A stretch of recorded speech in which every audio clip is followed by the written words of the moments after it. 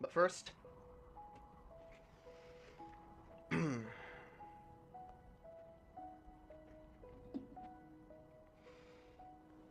there's a part of me that doesn't want to go. Don't get me wrong, I need to change. I must change. It's who I am. It's who I need to be.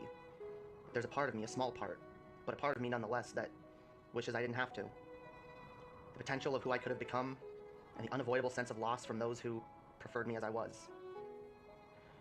These are things I can't ignore. Though as a man, I was broken, hurt, and angry. The image I built around myself kept me safe. Though it was not me, being able to use the anger and negative passion, as well as a slightly patriarchal privilege which caused me to be taken more seriously as a loud, shouty man, provided an excellent cover for the broken person within, and at times made me feel untouchable. Though I've already let go partly of who I was, I've held on to a part of it as well, and it's kept me from truly moving forward, becoming more than I was. Though it was a comfort to know I could go back at any time, take off the makeup and the dress, and that I could avoid the hate, misunderstanding, and lack of acceptance, that I could always retreat back into Lord Darkhay and disappear. But that would not make me happy, and it would feel infinitely more like a death than anything this change would require. And though I seriously considered doing just that for fear of losing someone, I ultimately decided that to lose myself would be the greater tragedy. And so I moved forward. In coming to understand myself, I've had to make myself far more vulnerable than my old persona would ever have allowed. And I've continued to do so in order to further understand myself as well as others. And while I'm more than certain that I'm taking the correct path, it doesn't change the fact that it's scary as hell. Who will I become? I'm sure it'll be far more me than I've ever been, but it'll also be so different from who I ever was. And as I take this step, the first step that ensures I'll never go back to the darkness and self-loathing I once encased myself in, I'm excited for the future, but also afraid of the change. But change is a part of life. Times change, and so must I. It's not the first time I'll change, and it won't be the last. And I'll always remember who I was, and where I've been, the people I've loved, the things I've experienced, the pain I've felt. They're a part of me. But our pasts are just as much a part of us as our future. And I live for the future. The potential of what I can be, as well as what the world can be. And I will never stop fighting for the potential of humanity, mine as well as others. So as I take this step forward, I make a vow to myself. To accept the past, while working to move forward. No matter who I become, or in what ways I change, this is my vow. To always be honest and true to myself, no matter how hard it is, or how much it hurts. And to never stop having hope, or love for my fellow human. To never let cruelty or anger guide me. To remember and live by the words, never be cruel or cowardly. Hate is always foolish, and love is always wise. Always try to be nice, but never fail to be kind. And no matter what, as hard as life can be to keep living sometimes, never forget, your life is the most valuable thing you have, so never give it up. Never ignore injustice, never question your worth, and never lay down and die. After all the years of hurt, all the pain I've endured, all the times I've survived, time after time, all the days that I lived instead of dying, never let them be for nothing. Be the best me that you can be. Be brave. Be beautiful. Be magnificent. And never fail to be kind. Lord Darkhay, I release you.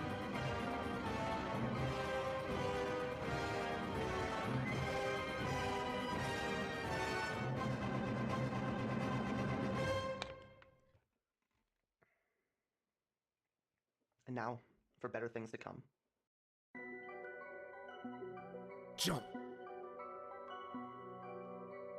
Climb out on the roof, just jump, motherfucker, you a lazy little shit. Why not jump and just fucking quit? It's your own fault, boy, you never did enough, and now you're gonna pay for the fucking shit you say. Victim blaming, mental shaming, always bitching cause I'm gaming. But this shit now I'm proclaiming, and I'm aiming for the house of lies that you built on the hill of the dagger that you staggered my ass with. Now you haggard, I'm so aggroed, call your fucking son a faggot. Why so ragged, you a maggot? See $1 and just grab it from the mouth of the starving reprobate. So much hate, bitch, I needed an escape from the rape of my sanity. Humanity is drained from my motherfucking corpse as I hit the fucking dirt. All the fucking hurt and the shit I can't recall dies with me. All the shame and the failure, I'm a terror. Fuck my mirror, time to fix this fucking error.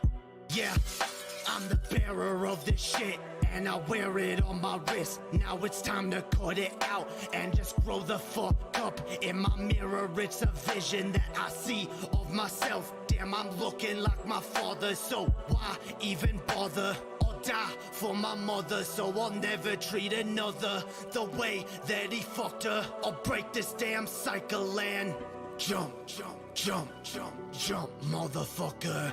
Jump, jump, jump, jump, jump, motherfucker, just jump. Jump, jump, jump, motherfucker. Jump, jump, jump, jump, jump, motherfucker. When there's evil in my heart and there's Satan in my veins, I'm insane. Best get stitches in my brain or a cane, cause I can't fucking stand on my own 2 feet. Defeat is my only fucking path. I'ma retreat, can't rest until my brain hits the concrete. Fuck you. I'm just tired of this deceit and these lies that you fucking spew, and the shit you put me through, and the shit you fucking do. But sometimes I just wonder if the shit you say is true. I'm just so damn rude and irresponsible to boot, and I'm the fucking reason mama's cutting her wrists up. And I just sleep too much, play too much, got some shit to say too much. Never clean my cage, I must. Such a fuss, boy don't cuss. I'ma fucking take your trust, give to God and make it rust. Time to bust, mustn't lust, gotta leave you in the dust. Live a life that's unjust, into hell you will be thrust. Satan is your just reward, you don't get a fucking sword. All of time you won't be bored, only flames, just rest assured. When my warnings you've ignored, you'll be punished by the Lord. Cast aside you are abhorred, grace will never be restored. Jump, jump, jump, jump, motherfucker. Jump, jump, jump, jump, jump, motherfucker, just jump. Jump, jump, jump, motherfucker. Jump, jump, jump, jump, jump, motherfucker, just jump. Jump, jump, jump, motherfucker. Jump, jump, jump, jump, jump, motherfucker, just jump. Jump, jump, jump, motherfucker. Jump, jump, jump, jump, jump, jump, jump.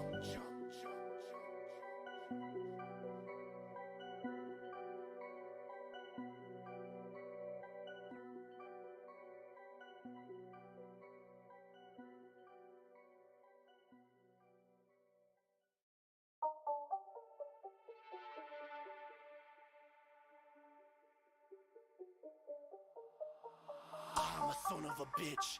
I'm a son of a bitch. I'm a son of a bitch. I'm a son of a bitch, yeah. God damn your righteous fucking plan, bitch. I ain't rich, I ain't what you wish. You will never be enriched. You're a leech, you're a fucking leech. You will never have no reach. What the fuck was there to teach? Learn my fucking own lessons. I'm my fucking own blessing. Who the fuck you messing with?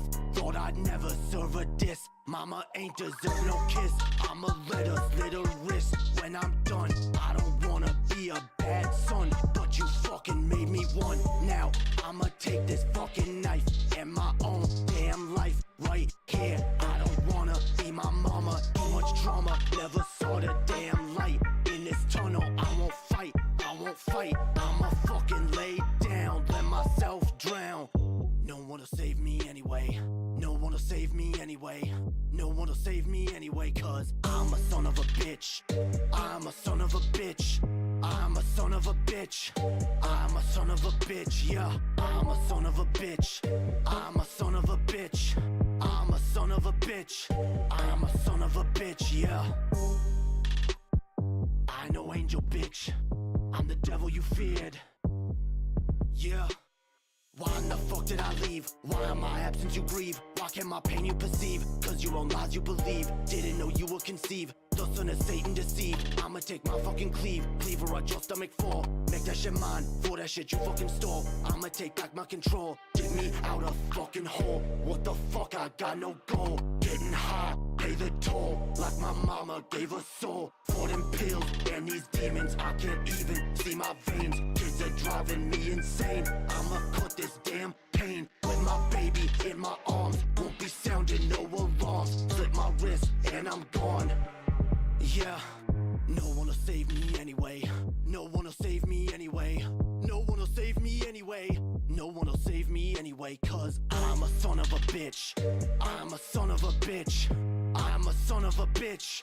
I'm a son of a bitch. Yeah, I'm a son of a bitch. I'm a son of a bitch. I'm a son of a bitch. I'm a son of a bitch. Yeah.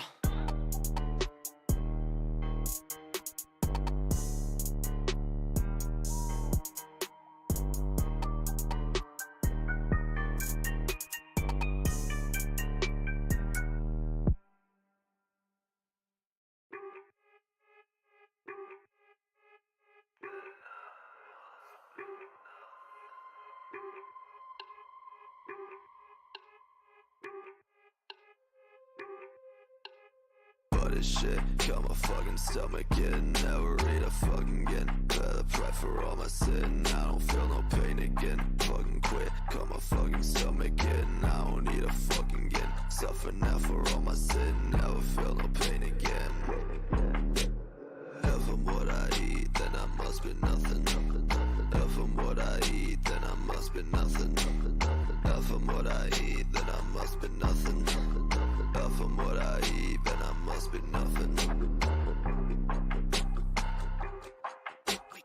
Waking up like I ain't broke. All I need's a fucking smoke. While I fucking walk, drink another fucking coke. Food just make me wanna choke. Got my stomach by like smoke. No, that's not a fucking joke. Clear my plate, I'd rather croak. Extra shit like a bad plot. Mentally, all I do is rot. Feels like I've been fucking shot. Fuck this love, I only set my lot. Why so fat? Why so fat? You so ugly, got no tats. Why so fat? Why so fat? Now you feel just like a man. If I'm what I eat, then I must be nothing. If I'm what I eat, then I must be nothing. If I'm what I eat, then I must be nothing. If I'm what I eat, then I must be nothing. Feel so nauseous, I can't eat. All I want's to fucking sleep.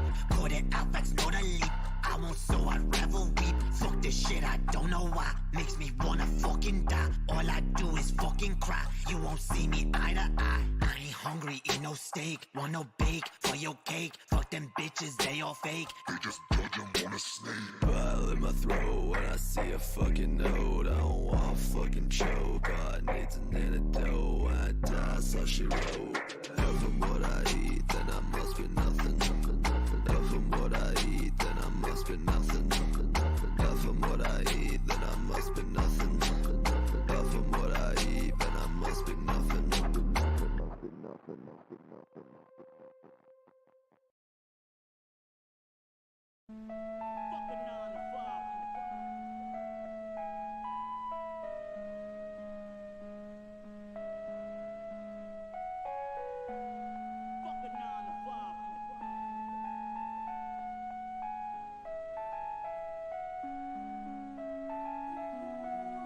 God damn it, why does it keep doing that?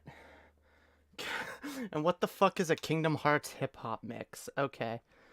What? Okay. It's just playing what it thinks I would want to listen to. That's weird. Okay. What up, y'all? Hell yeah. How's everyone doing, yo? How is everyone doing?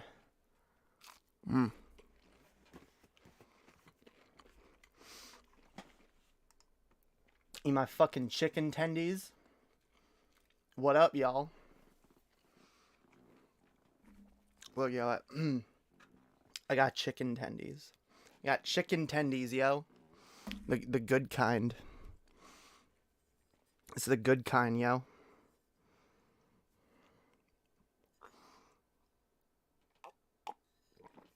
Hell yeah. All right. How is everyone doing tonight, yo? Yo. All right. We should, like, fix some of this stuff. Yeah, that's probably a good idea. It's probably poggers. A pog idea. Whoa, okay. You have to wait.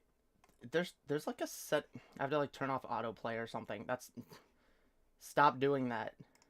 It is off. I don't know why it plays random shit after. Okay, whatever. Welcome everybody. Welcome. Hells yeah. All right, and now I'm looking at the chat. Damn. All right, how's everyone doing, yo? Tendies are love. Tendies are life. That is true. Tendies are also like the go-to streamer food. Okay, like legit. If you like got a stream to do, and you're hungry, and you're like, God damn it, what can I eat on stream that's not gonna like, ruin the whole stream? Chicken tendies, always chicken tendies, of course, absolutely. Oh God damn it. I have like way too many tabs open. I'm closing shit, and I just, God damn it. I was editing a clip yesterday and I didn't save it. So that's, God damn it. I'm an idiot. All right. I promise the clips are coming. Okay, they're coming. There will be clips on this channel very, very soon. All right. But hell yeah. All right. We're here. We're queer. And we got a vape, a perfectly legal cannabis vape, tobacco vape, whatever. God damn it, Twitch, being weird. Okay, oh, you gotta preheat it. All right. Sorry, little flustered at the start of stream. I gotta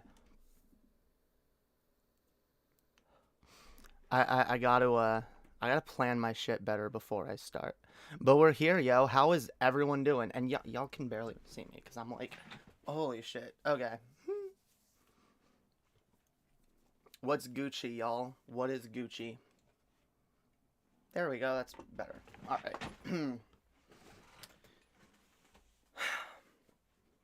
How? Goddamn, I already said that. I'm looping. I'm looping. I'm loopy today. That's pog. All right. Welcome, guys. This is the new and improved Lady Hopium stream with more not technical difficulties. What's the other word? Oh, unprofessional nonsense. There we go. With more unprofessional nonsense and malarkey than usual. Hell yeah. All right, that's what we do here. That is what we do here. Malarkey, guys. People seem to think that I'm like a no malarkey bitch. No, I am for all the malarkey. All right, all the fucking malarkey. You guys don't even know. You guys don't even fucking know. All right.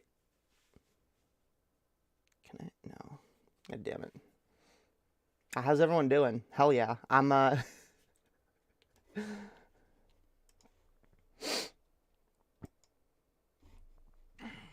I gotta like I gotta do, I don't know what I gotta do. I gotta do crazy shit. How's everyone in the chat? We got, that's what I should do. Read the chat. Hello.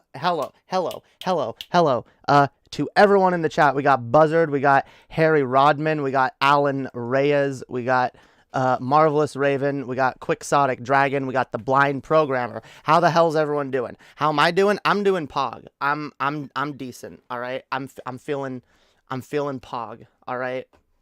I should probably keep this over here. There we go. That's better. Hell yeah. I'm doing pog, yo. Like some of y'all may have seen so far on like social media, I have finally settled on what my new name will be. Finally. I know. You guys thought it was just going to be Jamie forever. Although those of you who were around when I first changed it might remember that I said at the time that Jamie might be temporary. And for a while, I've known that it's going to be temporary, but I've continued to use it because, I mean, the reason I went with Jay originally was because, yeah, please don't call me that, even as a joke. That's almost insulting. Actually, it's literally insulting.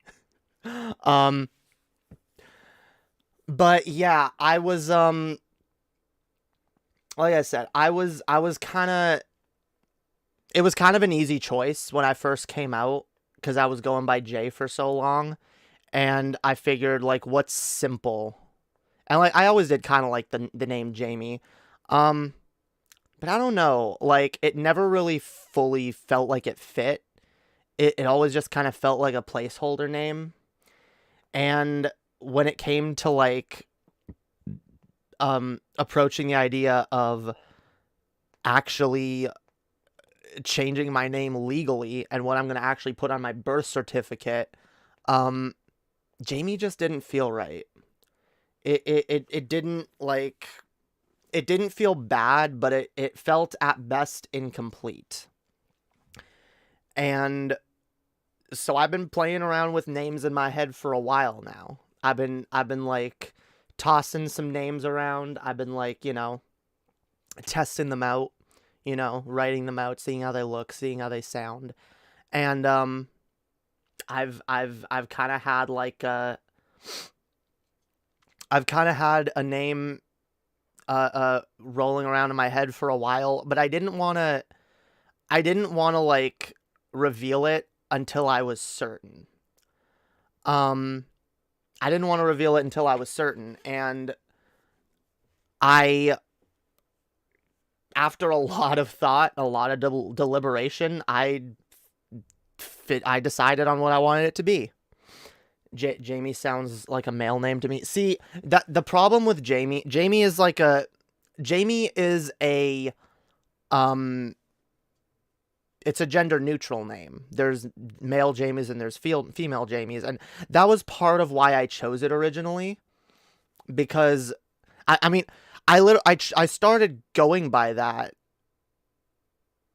around the time when I was like still I was still like playing around with the idea of maybe I'm NB or maybe I'm gender fluid. Um so I felt like a unisex name kind of like fit, yeah, a little better. At least while I was trying to decide and trying to figure out what I want it to be. Um but yeah, over the last few months and weeks, I've been thinking, I've been playing around with a few, and I went back and forth between a couple, but I finally have settled. I have finally settled on a name that I've actually I've actually been considering for a long time, and I actually considered calling myself that when I first came out. I don't know what was really stopping me at the time. I wasn't sure it was the right name for me yet, but the more I've thought about it and the more I've played around with like middle names and last names too, cuz like that's the thing. That's been the struggle, is coming up with like a full name that is coherent and that sounds decent and that I feel like represents me. Um do names even matter now? I mean, in a lot of ways, names don't really matter anymore. No, that's not true. Like, the name you were given when you were born doesn't matter. Like, it's in our society mattering less and less. It's more like a lot of people are changing their names. A lot of people are like, you know what? I'm gonna come up with a name that represents me, and that's what I've done. And I've always liked the idea that I've always liked the idea from Doctor Who where the Doctor points out that the name he gave himself was a promise, and I always I like the idea of that. I like the idea of giving myself a name that is a promise I make to myself, as well as like um a reminder of who I want to be, you know? And so this is what I've settled on. I chose Emily, or Emma for short, because I've always thought Emily was a really pretty name, and I always thought like Emma specifically was a really pretty name. But I don't know, like, especially like even back when I first came out, I felt like the reason it didn't fit me was because and it was like stupid, like uh uh, uh it was like stupid like reasons in my own head, but like I don't know, at the time I was like, I don't know, am I ever gonna be pretty enough to be an Emily? Whatever the fuck that means. But because I mean, it's subjective, right? It's extremely subjective. But at the end of the day, I chose Emma because I wanted to remind myself that I can be the beauty that I see in the world. Um, and that I am beautiful in my own way, as is everybody. And I need to not let my self negativity get in the way of recognizing that. For my middle name, I chose Mercy. I chose Mercy because I wanted to come up with a name. For a while, I've been trying to come up with a name that encapsulates the idea of love and compassion and kindness, and in a way that doesn't sound like super cheesy, you know? Like I didn't want to like name myself like Jamie Love or something like that. You know, I wanted to come up with something a little less cheesy than that, something that sounds like a half decent name. And I really like the idea of Mercy. Um and I chose Mercy as a reminder to myself to always try to be kind and have compassion, but failing all else, to never be without mercy. Because I believe that that is so, so important and vital to us having a better society, us being decent to each other. We need, if we're not going to be kind to each other all the time, we at least need to have mercy on each other and not be relentless, and not be cruel. And so that's why I chose Mercy. And for my last name, I was kind of playing around with either Jade or Jay. Um, right now I'm very heavily leaning towards Jade. Um, I chose Jay in general, um, because it's a name I called myself for a long time. And in my own head, I've always kind of played around with that name, and viewed like I've always viewed like Jay, Jade, Jamie as being all kind of nicknames of the same thing. So I wanted to keep something within my name that represents who I once was and reminds me to always stay true to myself, and that I should be unapologetically me no matter what anyone else thinks. And so there you have it. My full name, my name is Emily Mercy Jade. That is it. That is official. Y'all can call me Emily. You can call me Emma. You can call me Mercy. You can still call me Jamie, I guess. Like I don't really have a problem with that. I don't view it as like as much of a dead name as like if someone called me Jay or like Darkay. But and that's kind of why I kept it as I kept Jay or Jade as part of my name, because I want it. I want at least some version or something, like a part of the name that I had for a long time to be a part of it. And like I said, J was short for James originally, and then I started going by Jade a while back, and then I stopped, and then I started going by Jamie, and so they've always been kind of the same thing to me. So, and I think Jade sounds better as a last name than Jay. So that is my decision. And now that I know what my name is, I have to actually go through the hassle of getting it legally changed, which is going to be a lot of fun. I can't wait. Hooray. You see how happy I am? I'm so happy. I love government bureaucracy.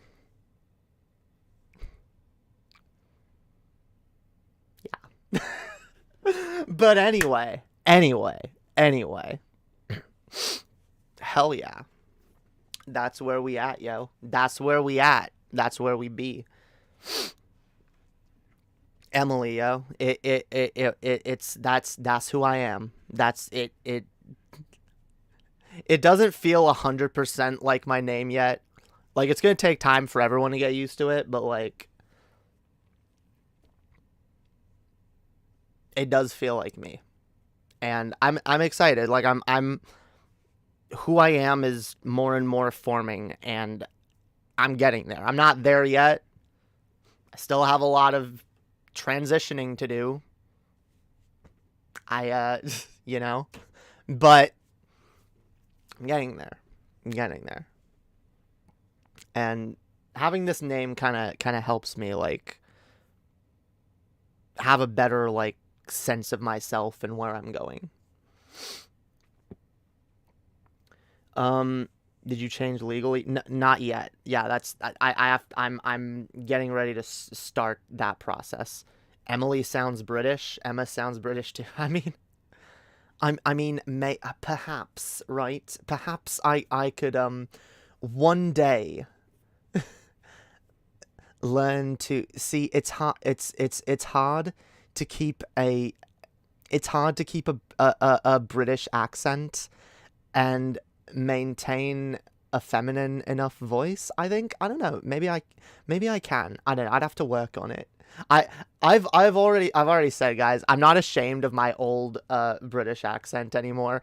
A lot of people tried to shame me for that, and it was really fucking stupid. I went along with it for a long time. Like, it's how I express myself.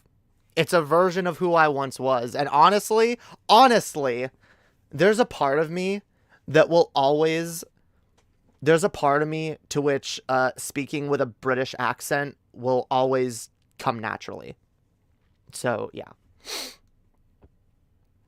I don't care if people view it as cringe. Like I said, if I ever get really, really, really good at, like, a voice like that like fits, I'll use it, and I don't care what people think.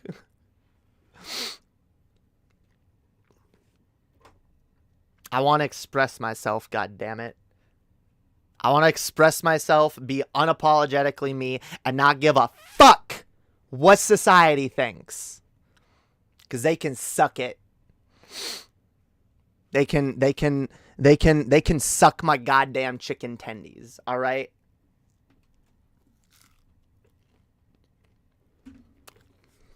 Choke on my chicken tendies.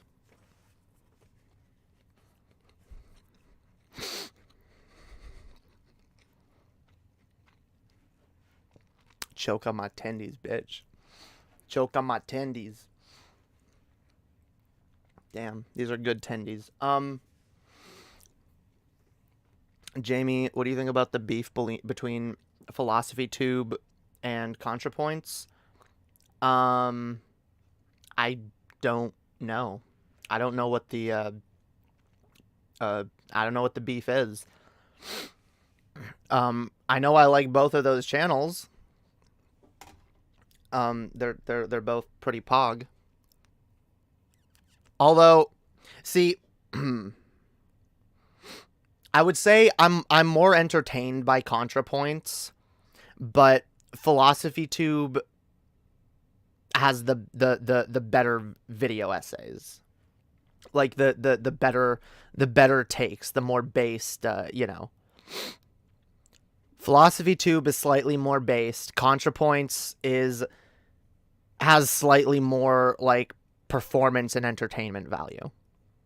Yeah. I feel like Abigail does like better research on her videos. And Contra, like Contra's videos are good. Like they're both good. Like they're I don't know, whatever. I don't care to weigh in on any beef I know nothing about. I like both people. I'm not gonna sit and compare their channels.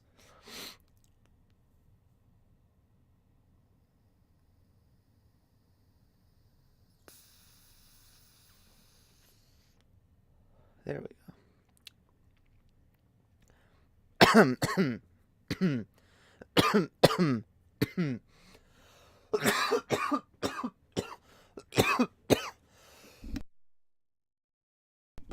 These stupid vape pens, like, they get stuck when they're low. Not based. Alright.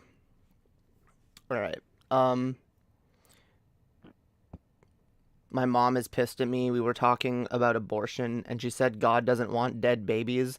So I said to her, what do you think Passover was? True! Passover was dead baby. Passover was literally Jesus. It was literally God committing a shit ton of abortions. That was Jesus committing a shit ton of late-term abortions. Including to the Pharaoh's son. Also, see, my argument when I was a Christian, and this will always remain my arguments to Christians on the abortion front, if you, hang on, let me fix this. There we go. If you believe in God, and you believe that the universe is subject to God's will on any level, and you believe that humans have souls, then it would stand to reason that if God really, really, really wants a certain person to exist, that killing the fetus wouldn't do jack. And God would either say, all right, well, I'm going to make this child be born anyway. Or God would say, all right, well, I'm going to make this child be born to another parent who actually wants it. But, yeah, it's, look, I'll be honest, when it comes to abortion, I don't like abortion. And normally when I'm having like an abortion debate with someone, I will make it clear that like, I don't like abortion. I don't think it's pleasant. Would I like to avoid all abortions ever? Yes. If I could snap my fingers and come up with a solution that's better than abortion, I would. But right now we don't really have one. Right now there are a million reasons to not bring a child into this world. Especially depending on where you personally are in life. And at the end of the day, if you believe in God and you trust God, then you should trust that in spite of all the abortions that are committed out there, that God is still in control. That's my argument to religious people who have a problem with abortion. Like, I'm sorry, I know you don't like it. I don't like it either. But unless you want a fascist state that legislates what people are allowed to do with their bodies, and that takes away the freedom and rights of bodily autonomy of people, then you need to just accept that this bad thing that we don't like happens and trust that God is in control, and that, you know, at the end of the day, his fucking plan or will or whatever will you know, come to pass. And at the end of the day, like there's not much more. Like, God damn, like, it's so annoying. Like, the abortion thing is such like a, it's like kindergarten level conservatism, right? Like most like level 1 conservative, you know, people who haven't like thought super deep into conservatism, you know, their big issue is always abortion. They don't like, trust, don't get me wrong, there are people who are really deep into conservatism who are also against abortion, but those are more like the grifters that are trying to, like, you know, propagate this way of thinking. When it comes to regular people that are into any kind of conservative thought, I really do feel like it's the low level conservatives, or it's the people who haven't given politics or whatever much thought. It's the people who just kind of, like, you know, because it's the easiest emotional argument to win with someone, you know, where it's like, oh, but it's dead babies, guys, they're killing babies. You don't want babies to die. Dead babies are bad. We don't want, that's bad. Isn't it so sad when people kill babies? Like, that's the easiest argument to pull most regular people. And I get it, by the way. I get why people are susceptible to that kind of thing, because it does play on your emotions. It does. It plays on your, especially if you're a parent. Because, you know, there are parents out there, they love their fucking kids, and they're like, damn, like, if I aborted my fucking kid, where would I be now? And I get that. I get those emotions behind it. But, like, I'm sorry, like the fact is, for every kid, especially, like, as a parent, for every kid that you love and cherish and really deeply care about, I'm sorry to say, there's millions, if not billions, of children on the planet that you don't really spare a thought to. And there are some children, in fact, a lot of children, way more than there should be, that no one really spares a thought for. And I'm not even saying, like, these children shouldn't exist. Like, on an emotional level, I would never say that.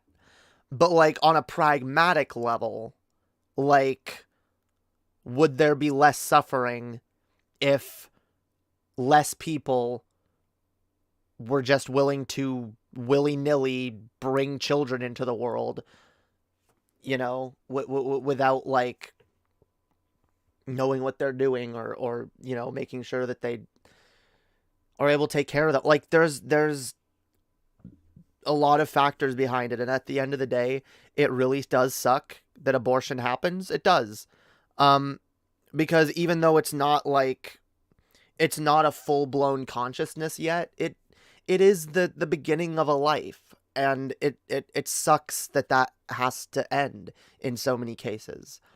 Like I said, I would like to create this is one of the reasons, by the way, why I advocate for a lot of the political positions that I do, because I want to create a better world in which we're far more likely to be able to take care of unwanted children, and so that, like, it's abortion doesn't have to be as big of an issue.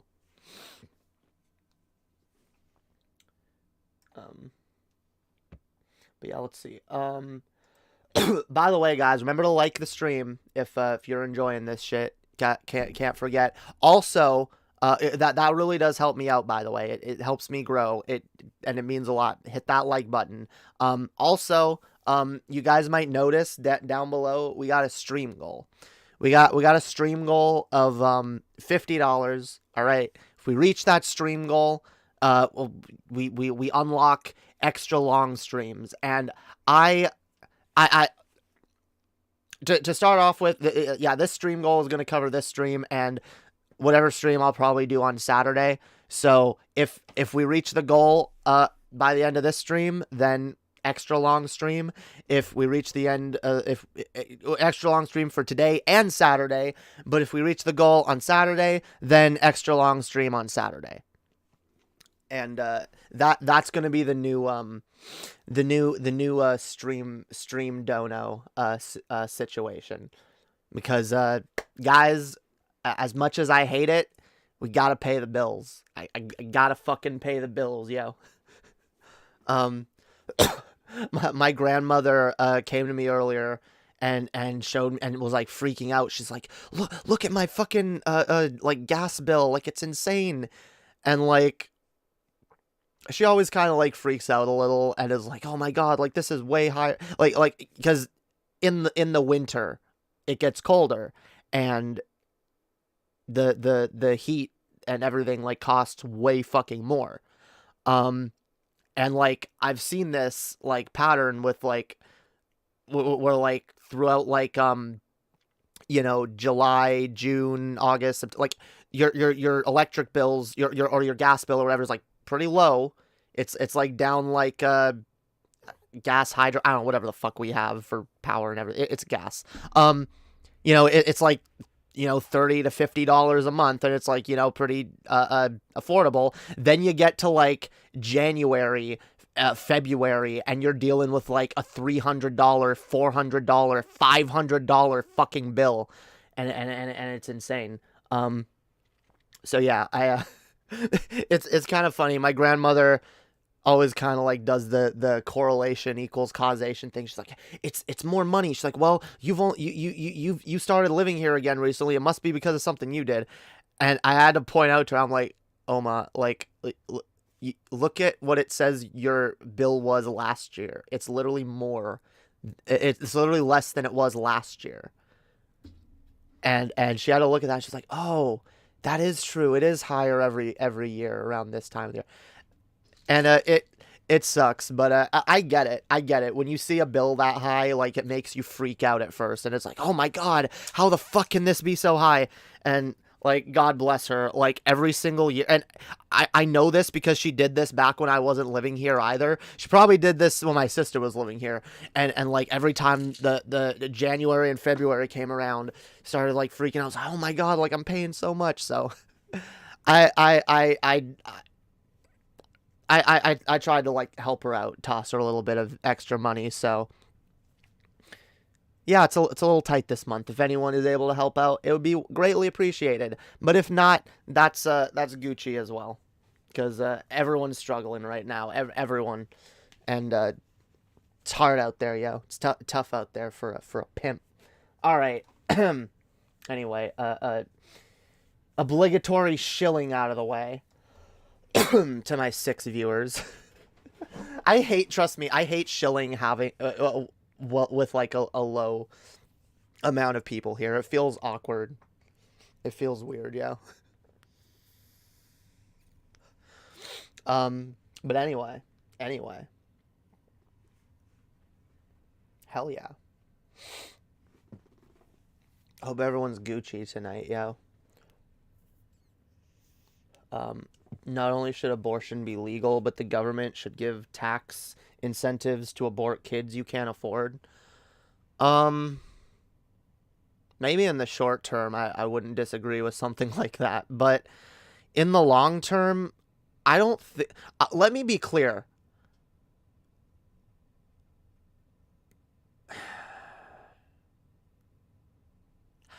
Let me be clear. Okay, abortion is a solution that I'm okay with because it's necessary. In the long run, like, if we can figure out a way to like make abortions less necessary, I'm all for you know, going down those roads as well. Like, for example, you know, investing into like researching better contraceptives and better ways to, like, you know, not even get pregnant in the first place, because like that would be the ideal. And trust me, that would be the ideal situation for everyone involved, the mothers included. Okay, most women don't want to have to go get abortions. They're actually kind of unpleasant. Not fun, not a fun procedure to go through, and a lot of the time pretty emotionally draining. So yeah, like, hopefully in the future we can like work on better contraceptives. We can have better ways to prevent pregnancies in the first place, and then we can also have a society in the long run that's better able to care for the children that are within the system. Government licensed breeding and forced sterility. Am I right? I don't know about either of those things. I will say this. I do agree with the take that if we get to the point where we can like have children, or we can like create babies in like a fucking test tube or whatever, and we don't need women to be walking incubators for 9 months, like absolutely we should go down that road. I mean, I'm full on transhumanist. Let's go. Like, whatever we can do to improve the human condition, I mean, why not? Right, it's a health thing on many levels. Sometimes it's necessary or just downright a downright emergency. Yeah, and like I said, I'd like to get to the point where we don't need to do that, but it is an emergency, and it is something that for people, for a lot of people, is a really big emergency. So being able to, like, being able to do that, it has a net positive in the world, even if it's something we don't like that's unpleasant.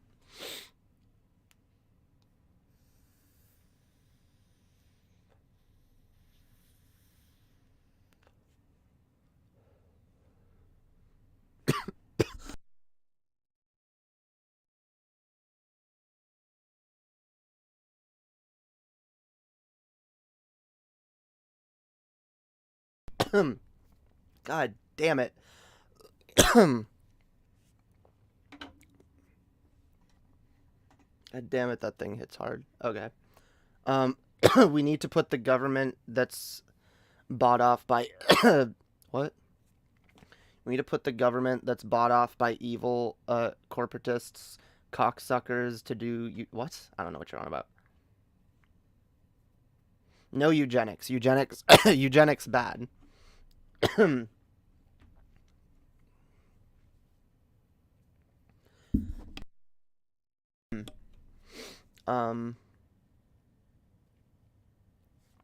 Doug Stanhope has the best option. Incentivize eugenics. Pay the disabled and the poor not to breed.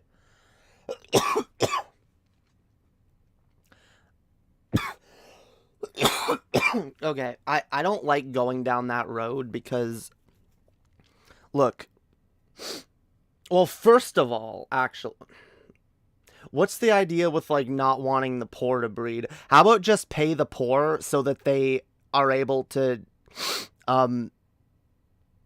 raise their children, so that they're able to afford to raise their children? Why not just give the poor money so that we, like, why pay them not to breed? Why not just pay them so that they can survive and participate in the economy? I love how we have a society that out of one side of its mouth tells us we gotta breed, we gotta procreate, we gotta bring about the next fucking generation, we gotta have children, procreate, but then, like, doesn't give the people the tools and resources needed to do so. So that's what I advocate for. All right, let's be clear. I don't think that's any kind of an ideal, is like paying people to not breed, because honestly, think about it this way. Think about it this way. Imagine you're poor. Imagine you're homeless. You can't afford to fucking eat. And you go and you get paid to sterilize yourself. And then, using that money, you're able to maybe pull yourself out of homelessness or poverty or whatever, and you're able to get your shit together, and one day you're moderately wealthy, you're middle class, You're decently off. You're able to fucking take care of yourself, and you have enough money to have kids, and maybe at that point in your life you decide you want to. And then, well, you've already taken the state bribe to sterilize yourself. And I would view such a bribe as like inherently coercive to the people on the receiving end of it. Because when you hang something like that over the heads of desperate people, like, people are going to make bad decisions because they're desperate and they're hungry. Why use the stick? Why not just use the carrot? I don't know why the chat is so obsessed with eugenics tonight. I swear to God. What's this? Well, then millions will continue to be born with horrible conditions. Yeah. Okay. Look, depending on what it is, the fact is, disabled people exist.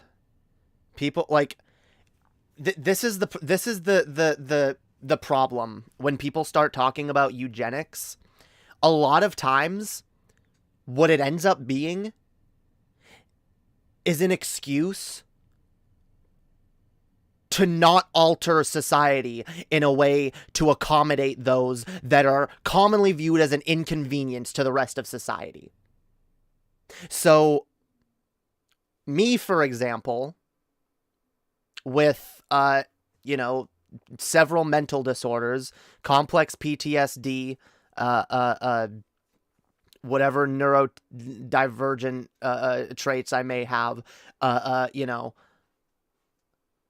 I mean, fuck, being trans is no fun sometimes, it's got its downsides, definitely.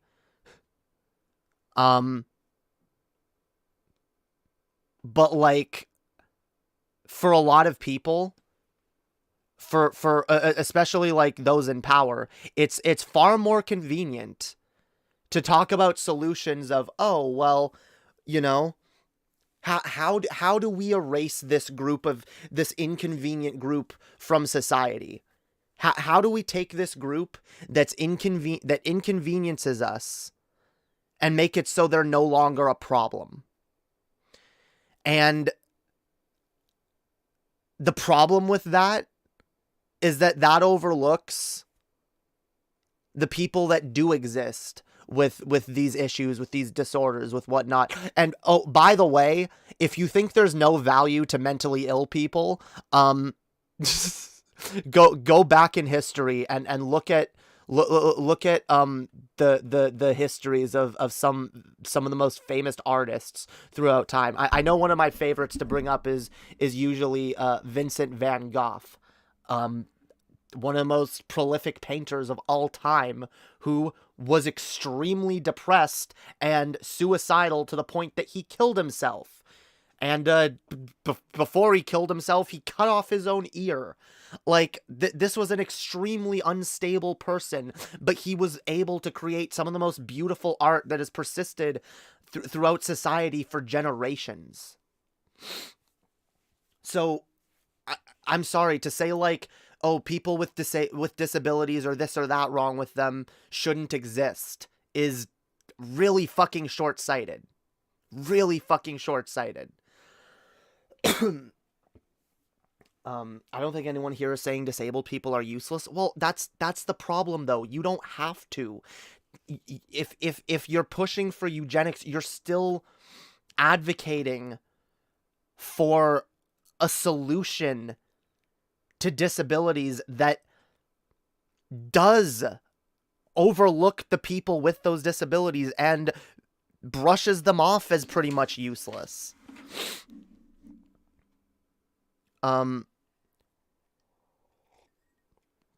Because imagine this for a minute. Imagine we have a society that goes out of its way to make sure nobody is born with autism. And by the way, let's forget for a minute that there are actually autistic people who like the way their brains work, and feels like it makes them whatever. They don't feel like it gets in the way in an overly negative way, and that's good. But let's for a second pretend those people don't exist, I guess. And say, okay, let's pretend that we can create a world where no autistic person is ever born again. What would that world look like for the existing autistic people? What would be the accommodations in society for existing autistic people, or people who are born and people who are born with it anyway, who maybe slip through the cracks, or whose parents aren't eugenicists? Because, I mean, as long as human beings have the ability to breed, they will breed. Even if we have a way to create, to procreate without that need, like, people, that'll always happen. So what do we do with the few people that are still outliers in a society that goes out of its way to make sure that those people are never born again? Like, that doesn't sound like a society that's going to also go out of its way to make sure that people that do still have those disorders are treated fairly and decently. Like, it's a very slippery slope. And it's a very it's not even just about the slippery slope, it's about the underlying attitudes and dismissal towards the value of disabled people that it inherently reinforces within our culture. Like, absolutely. Like, because you're not just pushing the idea that this thing is bad, you're pushing the idea that it's so bad it shouldn't happen. And by the way, again, as a person, I don't like abortion. I think it's necessary, but I don't like it. And I also don't like the idea of just aborting a fetus simply because it might have a disorder that, you don't want to deal with.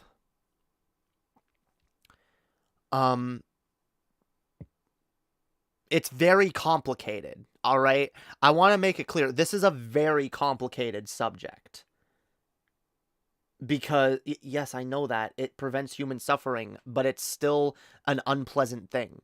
Abortion is an unpleasant thing. I don't like it. It's necessary. That doesn't mean it's good. You have to understand this. There are such things as necessary evils. Necessary does not equate good. Better than the alternative does not equate good. Do you understand?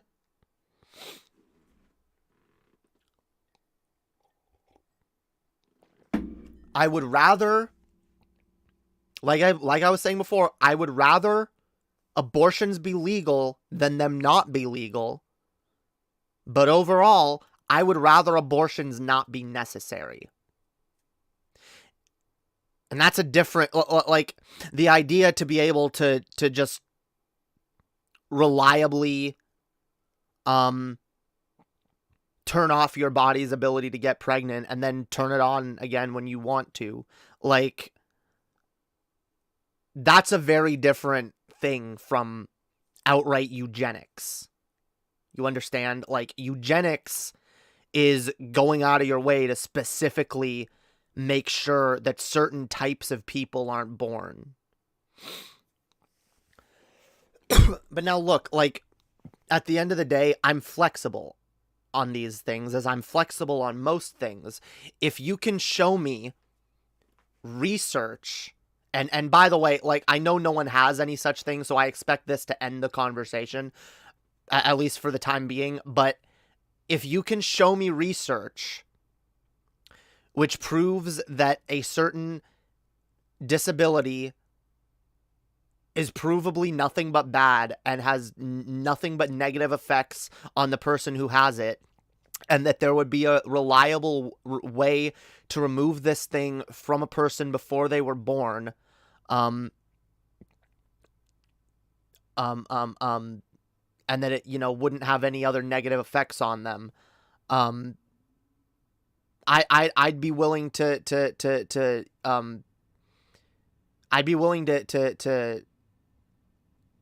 hear on it. Like, I wouldn't say, like, oh yes, it's automatically good then, but like, I'd be willing to look at it and say, okay, well, I would address these things on a case-by-case basis. But honestly, like, the fact is, not I, nor anyone in my chat, I would hazard to guess, is anywhere near familiar enough with the day-to-day experiences of enough people within these disability groups, and we're not, we don't have enough of the information to, like, or the lived experience of people with these things to be able to, like, honestly really speak on it much further than what we already have.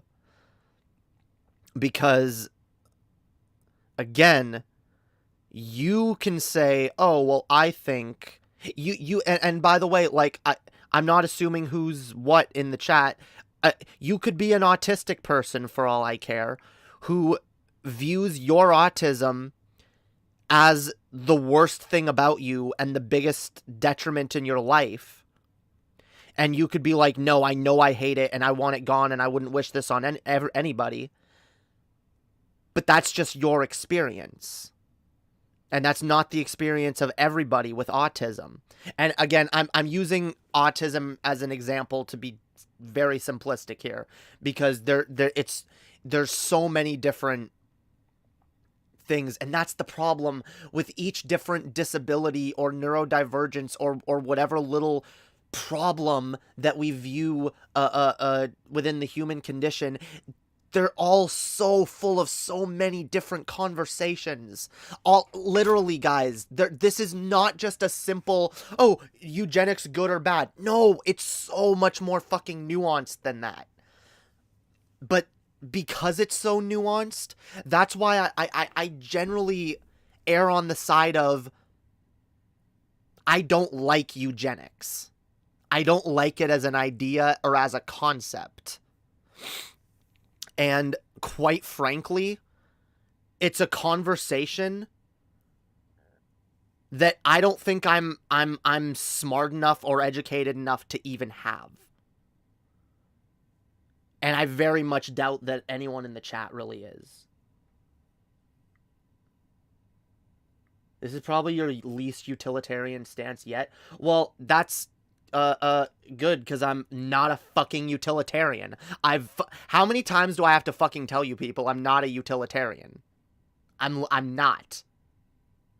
I use utilitarianism as a part of my framework when it comes to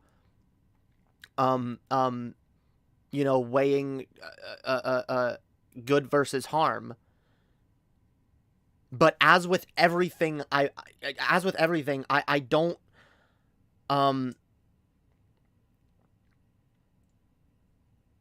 adhere to utilitarianism as any kind of strict ideology, or as ideology at all. Like, it's simply, utilitarianism for me is simply a tool that helps in quantifying the lesser of two evils in most situations, or in a lot of situations. Not most, in a lot of situations. That's what utilitarianism is for.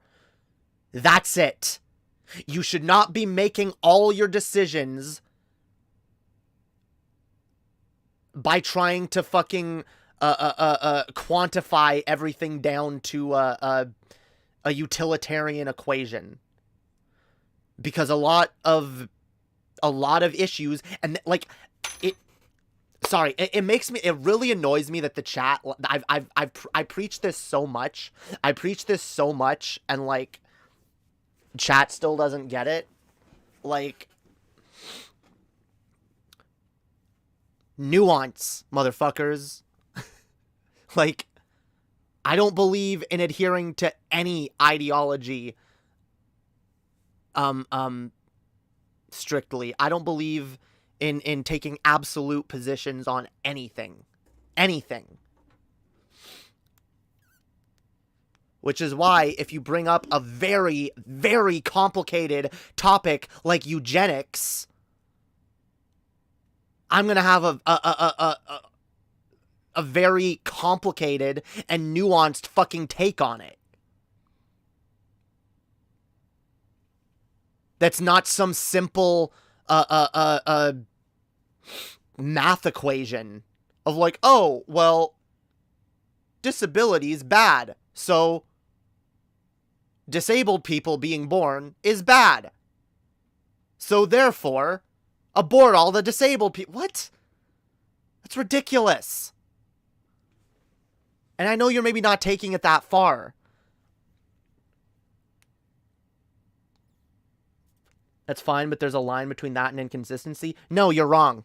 You're wrong, because the actual thing that makes you an inconsistent motherfucker is trying to be consistent all the time. It's literally not possible. It is not possible. Trying to be consistent all the time is one of the most idiotic things you can do. It's one of the most pseudo-intellectual ways of thinking. It's one of the most pervasive pseudo-intellectual ways of behaving is thinking that, like, every single one of your takes has to be perfectly inconsistent with every single other one, and it all has to be quantifiable. It all has to, like, mathematically equate all of your... We're human beings! We are fucking human beings! We're not fucking computers. We're not fucking programs. We're not numbers on a spreadsheet. We're thinking, feeling human beings. We're complicated. We're messy. We will never be, not a single one of us will be perfectly consistent. And if you think you are, you're lying to yourself. And you're in some desperate need of fucking introspection. So don't have standards then? When the fuck did I say that? I talk constantly on what my standards are and what I believe and what I think is good. But figuring those things out is complicated. You're an idiot if you think there's just one answer for everything. Or if you think there's just one framework or one way of viewing the world that'll make everything click into place. And then suddenly it'll all make sense. And if I just follow this way of thinking and apply it to everything I do, then I will always be correct. No. No, like, that is so dumb. And that like, that's one of the biggest reasons that, like, people like Destiny are constantly putting their fucking feet in their mouth. And like constantly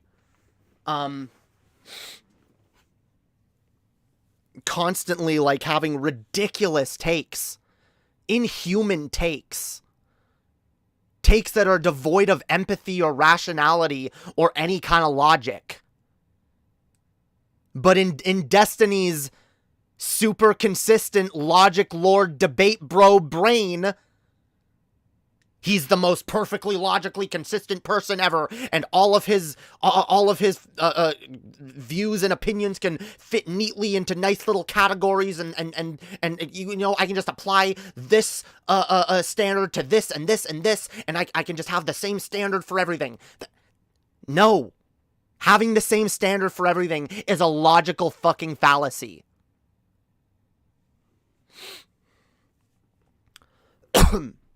Life is more nuanced than that. People are more nuanced than that.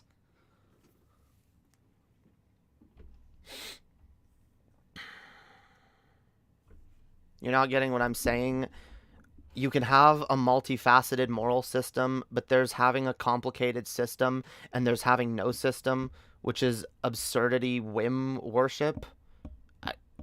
And is that what you're calling my way of... Because, see, the funny thing is, my belief system, I believe, is pretty fucking consistent. At least as consistent as a human can be. Because I believe in kindness and empathy. And I try to put those things forth as much as I can. But I also recognize that, like, having a brain that's, like, so hyper fixated on kindness can kind of, make you shoot yourself in the foot sometimes. It can make you neglect your own needs sometimes. So being single-mindedly focused on anything is stupid. I try to apply kindness and compassion where I can and when I can. And just as I apply, and this is why I have the take I do when it comes to things related regarding intersectional feminism and racism and, you know, areas of oppression. This is why I have a lot of the positions that I do on ableism. And this is why I have a lot of the positions that I do on eugenics. Because as I just said, I'm more concerned with the way society will begin treating those who do have diseases or disabilities or illnesses that we as a collective decide we're going to purge from future generations. I think that's extremely unkind, and I think that's extremely short-sighted, and I think that removes value from the world. Because again, as much as disabled people suffer, they absolutely have value. I'm extremely disabled. I suffer on a daily fucking basis. But knowing what I know now, being who I am now, I'd rather exist than not exist. I'd rather exist and take my pain and my trauma and the shit that I've had to deal with in my life and turn it into something beautiful. Because pain, as much as it hurts, as much as it's horrible, it can be beautiful. It can lead to beauty. It can create beauty.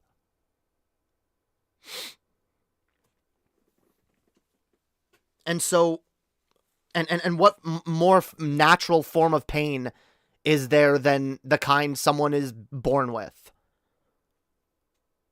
Again, there's certain diseases, certain debilitating things that I would argue probably should be eradicated if we have the possibility. If we can get rid of cancer. Cancer never helped anyone. Fine, let's get rid of cancer. But when it comes to discussions of neurodivergences and mental illnesses alike, I'm sorry, it's too complicated. It's too fucking complicated. And there are too many people's stories, people who have lived, again, beautifully sad lives and have told amazingly beautiful stories that have stood the test of time. Because, yeah, I view emotionally damaged people as maybe not the only, but a very large source of where we get our artists from. And if you look at most artists out there, oh yeah, most of them are emotionally messed up or have some kind of, like, we all got our human issues. Oh, and by the way, I don't even believe that you could get rid of mental illness with eugenics, because mental illness, you don't have to necessarily be born with mental illness. Something like PTSD can come later in life. But again, and when it comes to autistic people, neurodivergent people, ADHD people, do a lot of them hate what they experience? Yeah. But some of them don't. Some of them view it as a superpower. Some of them are just like, no, this is me. This is who I am, and I like who I am. And so, like I said, just like I would never try to eradicate transness just because being trans is difficult for me, and I go through hardships because of it. I would never try to eradicate it. I would never devalue people who have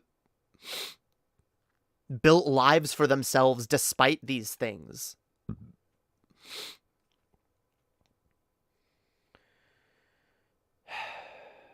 Those who view disability as a superpower are coping. Not necessarily.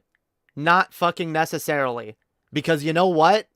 There are some people, like, that, I'm sorry, that's really gross cynicism. I really hate hearing shit like that. The fact is, for some people, it is a superpower.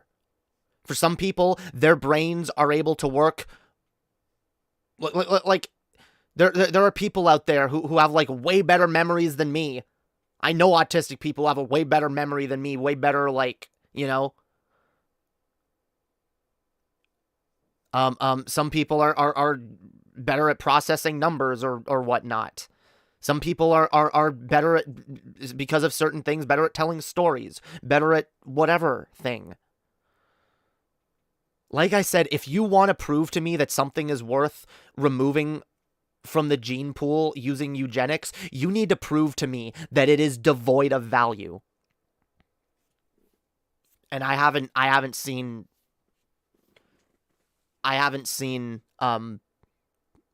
substantive proof of that.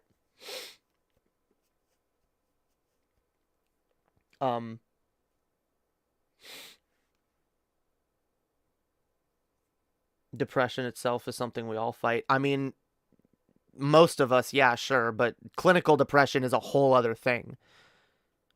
And it's not the same as just being depressed. And it sucks. Like, a lot of these, like, mental illness sucks. It does. But I'd rather work on ways to make life better for people who do have these mental illnesses. Make life more accommodating, because these people are always going to exist. And you might be able to make less of them exist, but they're never going to go away entirely. And if we further push them towards the margins of society, then we make that society less likely to be the kind of society that's accommodating towards such people.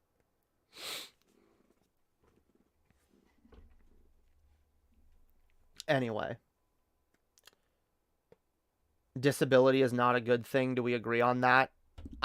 Generally, yeah. No, it's not a good thing. But, and first of all, that's why a lot of neurodivergent people, that's why the term neurodivergent is different from, you know, mentally disabled, because not all neurodivergent people view what they have as a disability.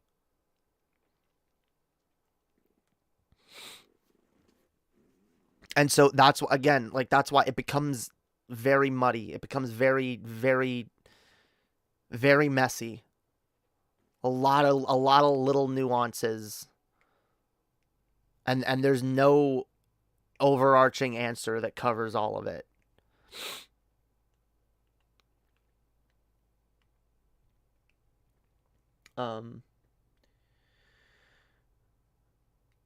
I can't say if I'd be better normal, but it's just, but it is what it is now, and it's not too hard to live with at times. I wouldn't wish this on anyone, and I got lucky.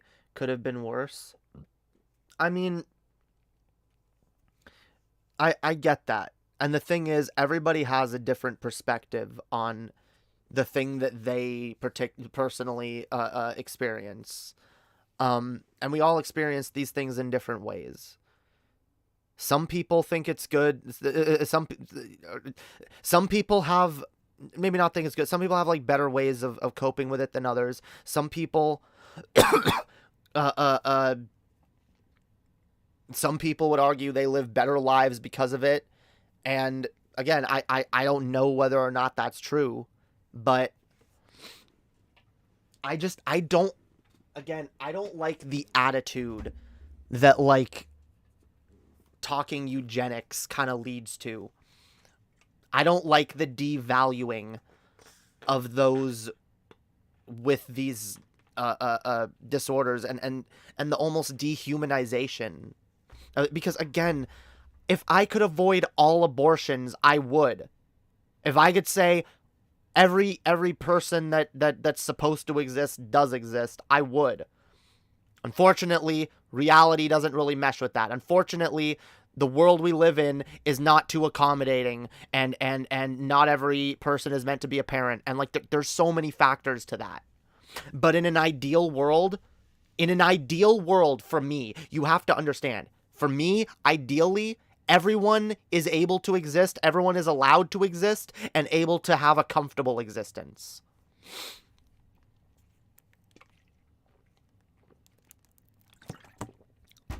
Including those who experience things that make it harder. Because I'm sorry, you can try to get rid of as many disabilities as you want. There will always, we're human beings. We're never going to be perfect. Honestly, it really is some like over idealistic thinking. The idea that like, oh yes, we can create perfect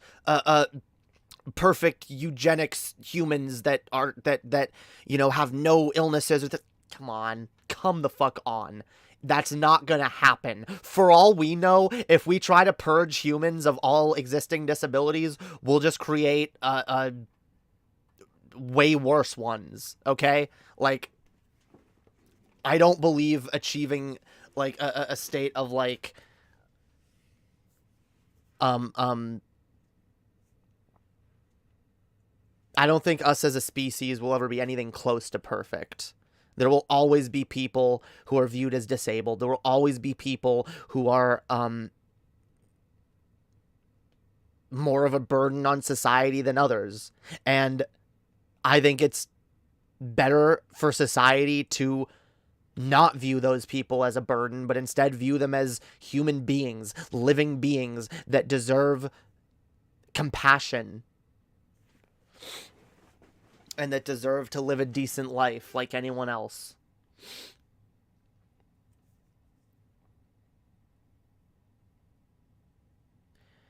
Okay, fam, I've literally just been ranting for the last 20 minutes about why I believe eugenics is dehumanizing. Maybe you need to go back and listen to what I said again. But like, I mean, maybe you just disagree, but like, and again, I didn't say that eugenics itself is inherently dehumanizing. I said ideas and conversations surrounding eugenics can be dehumanizing. And it can be dehumanizing to a group of people to talk about, like, yes, it is dehumanizing to talk as if, like, you would eradicate a thing, a group of people. Which, by the way, I'm just gonna assume that the people in the chat, because again, for the sake of charitability, I'll assume maybe one of you that's arguing this maybe does have some kind of neurodivergence that you wouldn't wish on other people, or some kind of disability or whatever that you wouldn't wish on other people, and you genuinely, you are part of that group, so you do feel like it's acceptable for, you know, to advocate for that thing.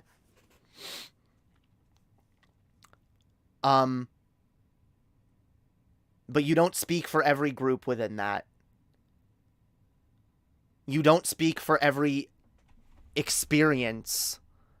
And by the way, when it comes to what gets called a disability, like, you realize being gay was a disability 50 years ago. Like, you realize, like, being gay or being trans was a mental illness 50 fucking years ago. So if we had perfect eugenics back in the 60s, there'd be no fucking gay people. There'd be no fucking trans people. Do you see the problem? Do you see how this gets messy? Especially when you consider that we as human beings are so fallible and so ignorant. We know barely anything.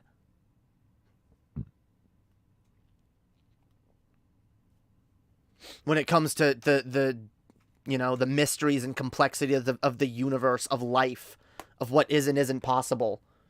We've barely scratched the surface. But we, with our limited fucking knowledge, as a society, we look at certain things and we go, oh, this is bad. Normally because we don't understand it. And you can, like I said, you can look at a gay person or a trans person and say, damn, you know, that's a hard life, you know? I wouldn't wish that on anyone. Yeah, that is kind of dehumanizing. To actually take that next step to say, all right, let's make sure no one ever does. Because at that point, you're not just speaking for you as a gay or trans person or as a disabled person or whatever. You're speaking for all of that group.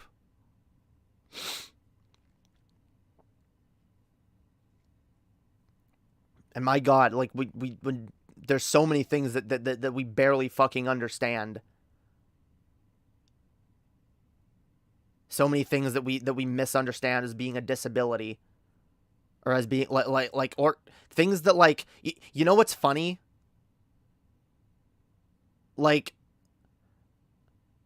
there literally are disabilities and mental illnesses that would be a hell of a lot less of a problem for the person experiencing them if they simply had a decent environment around them. If they simply had an environment that's conducive and accommodating to the thing that they experience.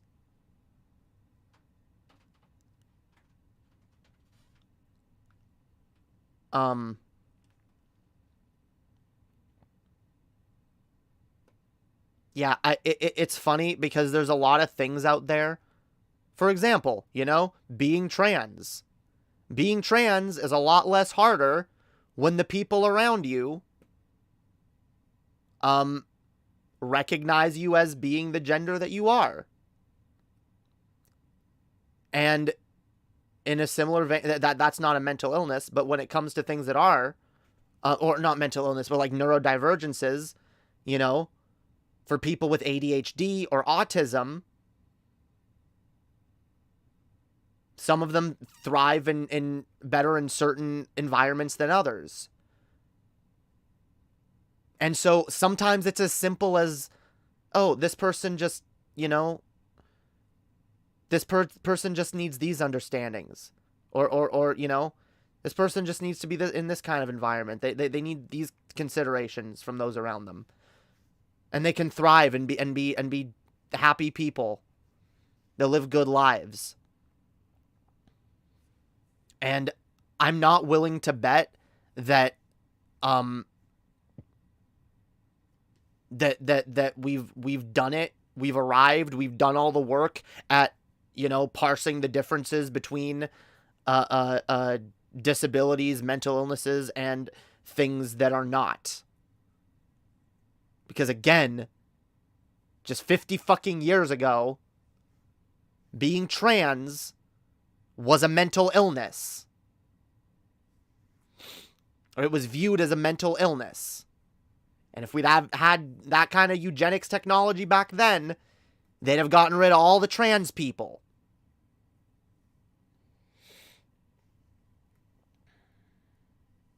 What is your new evolved name? It is Emily. It is Emma Jade or Emily Mercy Jade. Yeah, it's in the thumbnail. Goddamn. Anyway. Holy shit. It gets a bit difficult for neurotypicals to accommodate accommodate for every neurodivergence, but a more sympathetic attitude would be nice and not to be treated like it's a moral failure. Yeah, see, look, I'm not saying that having a eugenicist attitude towards these things inherently makes you treat these things as a moral failing, but I feel like it makes it easier to. And it makes it easier to be a thing that you can just brush off and say, oh, well, this is a bad thing, and let's just get rid of it, and then we won't have to worry about the people who experience it. Then we won't have to be inconvenienced by them anymore. Because it really does come off as a very dismissive way to just brush off a group of people you'd rather not deal with. And I think that sucks, because I think people in general have more fucking value than that. God damn it. Why are you I literally didn't conflate being trans with having a disability. I said, okay, maybe you'll understand it this way. Just like people once thought being trans was a disability, there may be things that we right now think is a disability that in the future we might realize is fucking not. Understand? We used to think transness was a disability. Now we know it's not. And in 20 years, that might be the same case for something like autism or ADHD. Understand? Or any other number of things that we currently call a disability. That's what I'm saying. God. I don't know how much clearer I can be. I feel like I've been really fucking clear of what my take is. Like, I don't feel like this is hard. I feel like this is actually really fucking simple.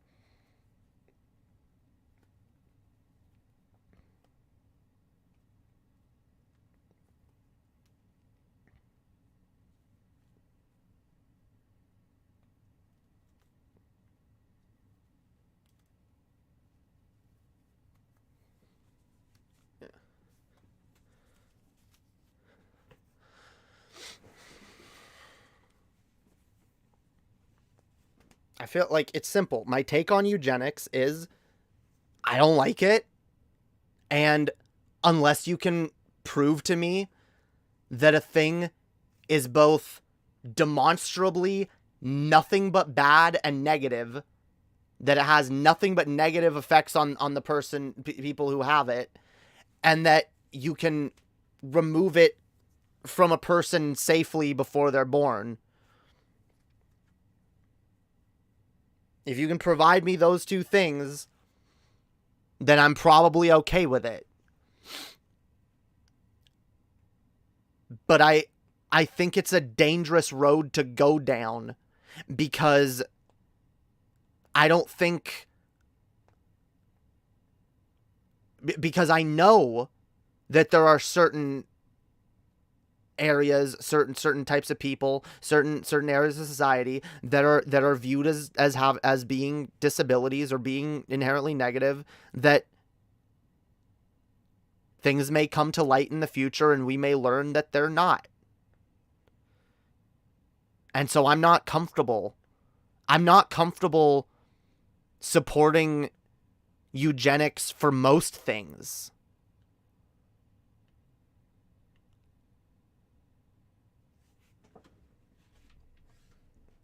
Again, things that are like diseases that kill people. Sure. Shit like fucking cancer. If we can get rid of that, we never will, but sure.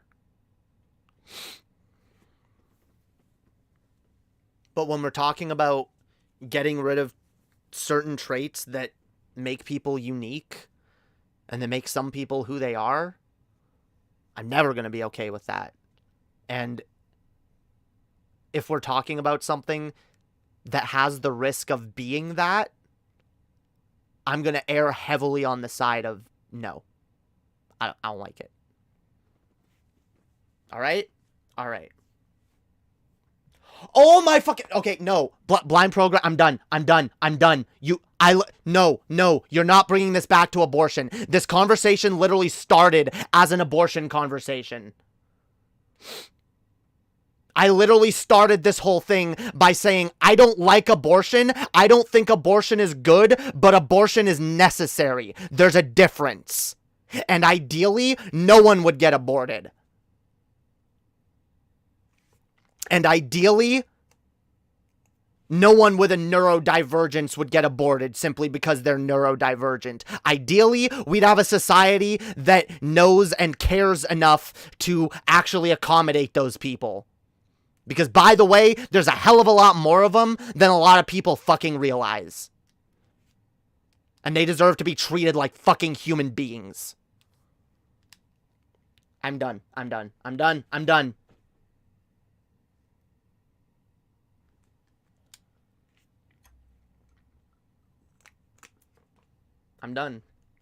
Meta moniker, don't fucking sit there and tell me to move on when you've been stoking the flames of this fucking argument almost more than anyone. Don't be like, oh, then why haven't you moved on, lol. Get out of here. You've been...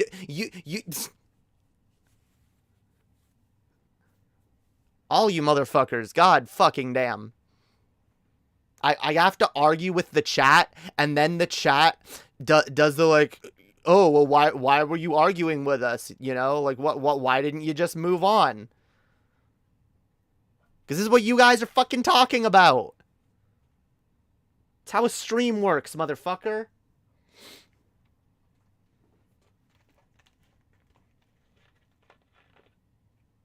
I know meta moniker's on your side. That's why, like, what? You've been arguing, and then you're like, well, why don't you move on? Because, and I'll be honest, it really does feel like, because I don't feel like you guys are, like, arguing against the shit that I've said. Because every single time,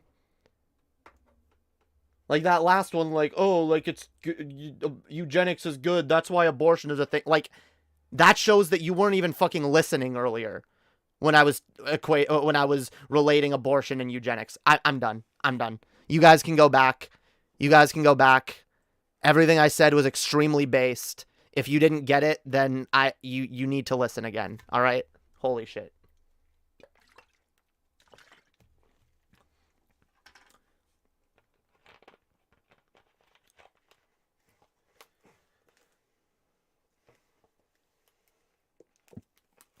We agree on everything except guns and abortion. I think more poor people should be aborted, and there shouldn't be any regulations on guns. Okay, I already know what your position is on poor people being aborted, because that's how we started this whole conversation.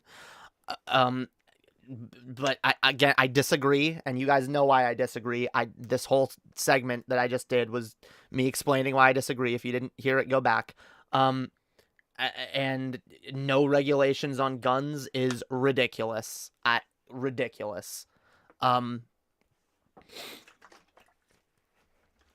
By the way, I'm not even anti-gun, but there's no restrictions. Like, that's a bit of a radical position as far as I'm concerned. No restrictions. Okay.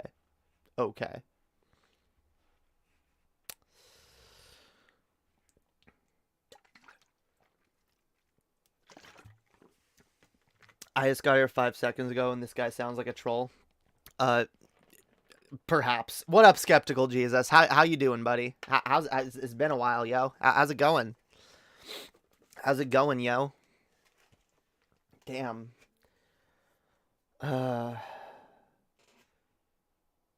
They would have complained had you not answered them. Yeah, that's true. The chat gets mad when I don't answer their every message, but then when I do read what they're saying and it launches me into a really heated segment, then they go, "Oh, why didn't you just move on?" Like, God.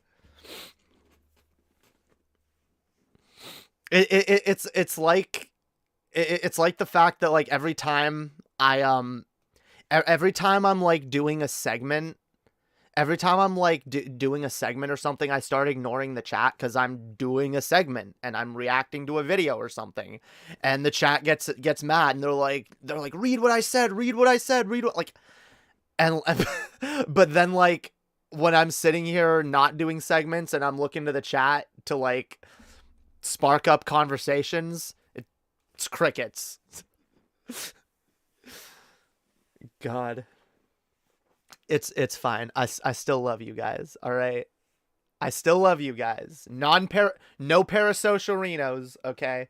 Non-parasocial love, but all the communal love to everybody.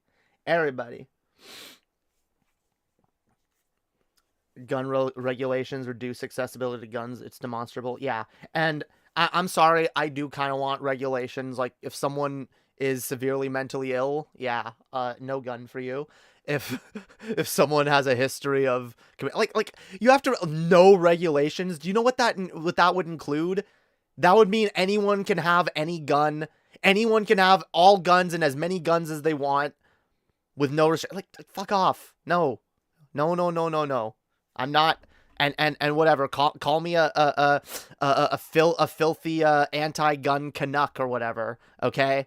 But I am a Canuck, and I'm never gonna look. Have a gun to protect yourself. Do it. I have no problem with that. Own your guns. I don't care. All right. If you're American, you want to be into fucking shooting culture or whatever, you want to be all into fucking gun culture, I don't care. Go do it. Okay. Go be a gun simp. Okay. Go fangirl over guns. I don't care. Okay. But, like, no, there should be regulations. I believe everyone has a right to arm themselves, but there should absolutely be limits to that.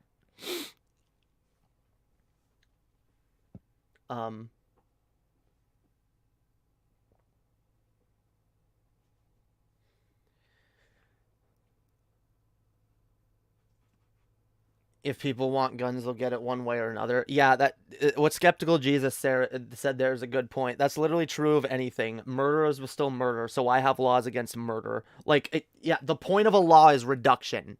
You're not going to get rid of guns. And it's not even, the goal isn't even to get rid of guns. The goal is to make sure that there aren't too many guns and that people that shouldn't have guns can't get them easily. Okay? I don't think any fucking 4-year-old should be able to go to Walmart and purchase an AR-15 or an 18-year-old for that matter. All right? There should be some kind of barrier in the way. There should be some kind of background check.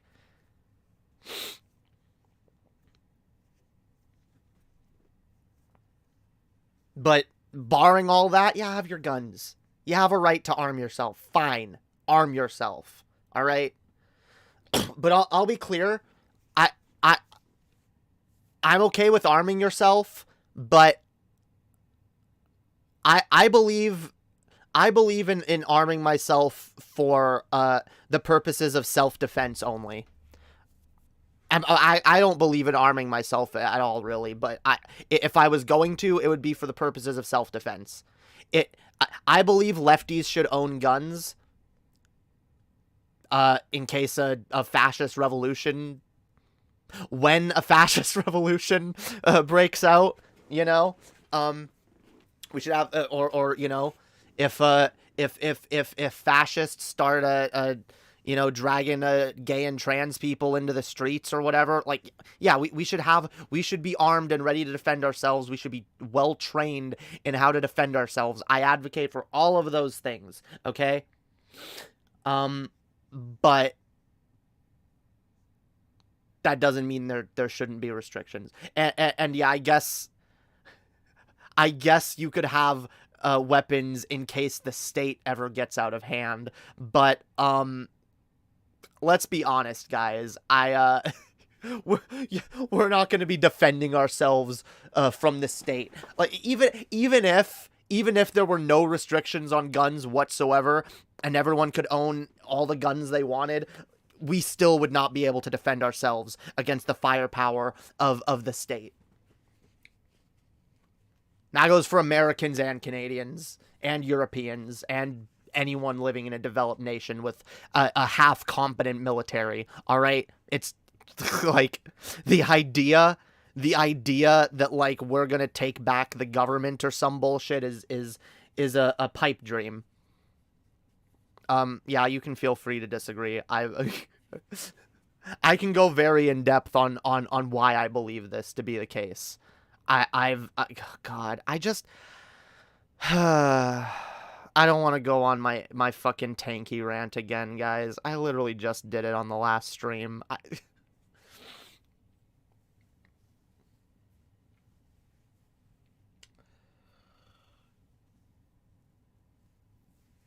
Agents of the state might switch sides?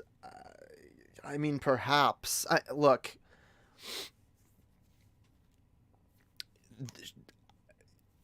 Could it happen? Maybe. I think it's unlikely, but whatever, okay?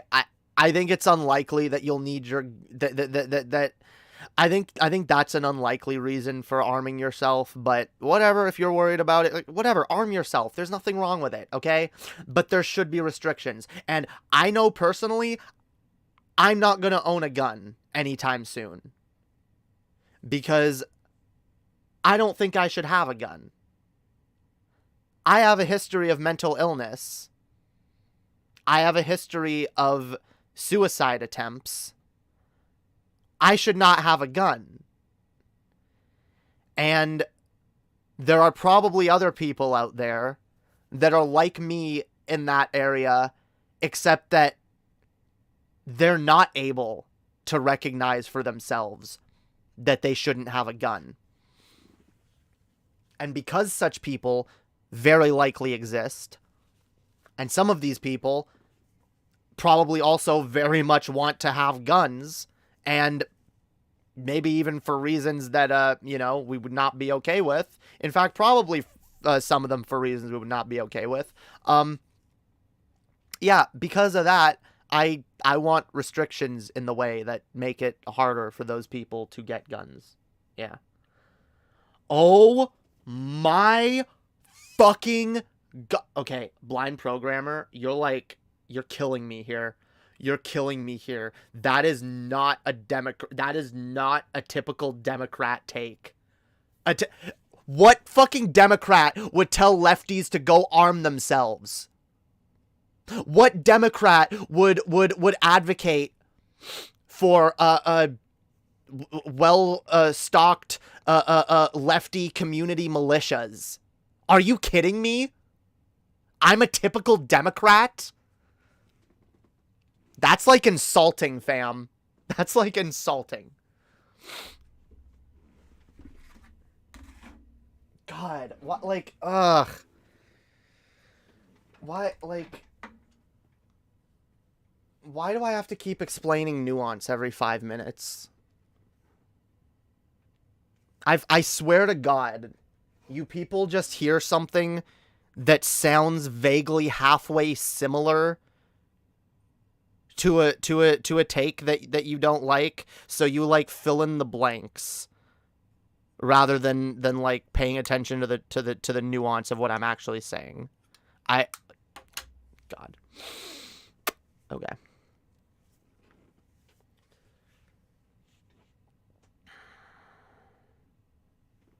You support gun laws, right? I support some gun laws.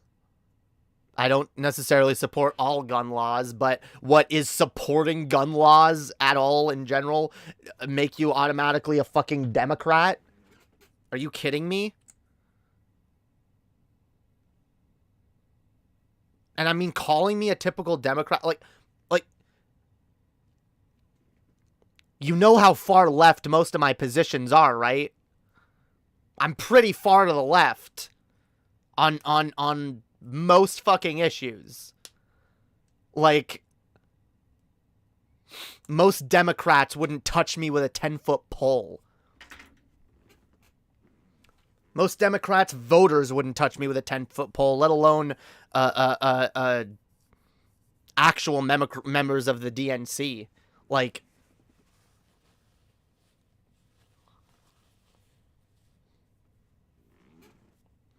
I would never get hired for even the furthest left liberal news network. Okay? Like,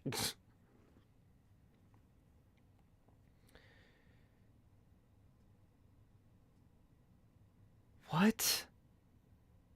Wait, whoa, oh, you're hurting my head, dude. Why do you oppose banning weed? If laws are for reduction, whatever that means, why do you oppose this law? Well, because that's not... Oh my god. Laws are not only about reduction. Oh my god. This is the... Fam, okay. I'm fine. I'm good. I'm trying not to get mad. Okay. Fam.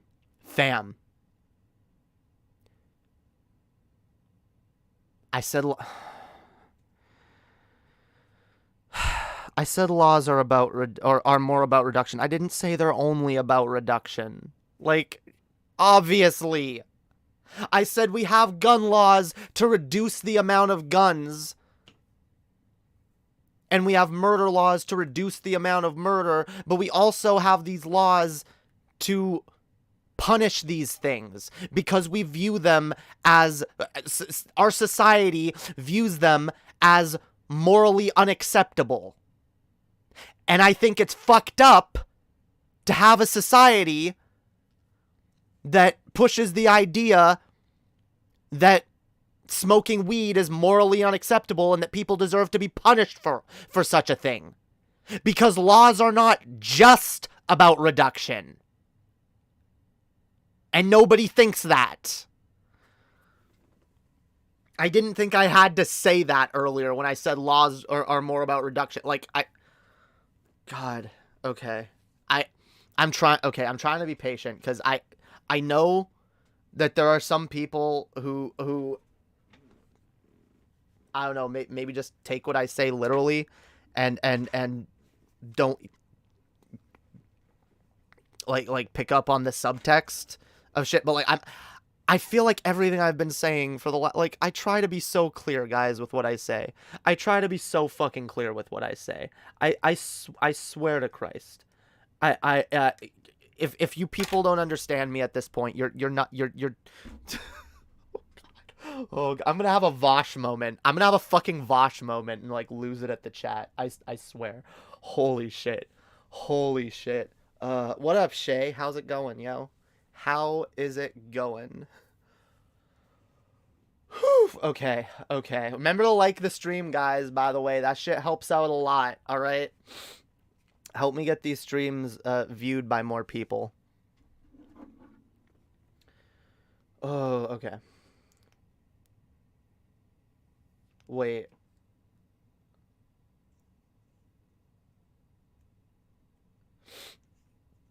Do you want gun laws, so you want to ban oxygen? Equating oxygen to having weed. That's... Yeah. See, okay. This is the problem, I think, sometimes with analogies. I think sometimes people, like, form their own associations with a thing. Right? So when you say, like... No, I don't know. Whatever. God, I don't know. Whatever. I try to be charitable to the chat, but sometimes I want, like, if the chat's not being charitable to me, then it doesn't really work if I'm the only one being charitable.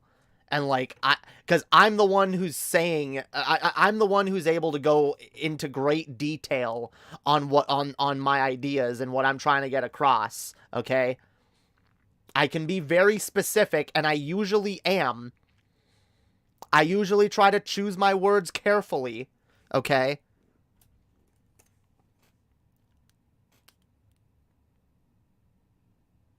But I don't know. Some people are just going to be way too literal and pedantic, and God, yeah, like it's that weed is innocuous. There's nothing wrong with it existing. So why would you ban it? Like, weed is far less harmful than fucking alcohol and a shit ton of other things. And like weed is also has a lot of medicinal properties and is not a thing that literally exists to take life. Guns are a thing that exists to take life. And oh my God. And by the way, oh God, this is so annoying. You realize a restriction isn't a ban. No one's banning. Oh, this hurt. Okay. No one's banning guns. A gun restriction is not a gun ban. Weed being illegal is banning weed. Making it illegal. Criminalizing a thing. No one has criminalized guns.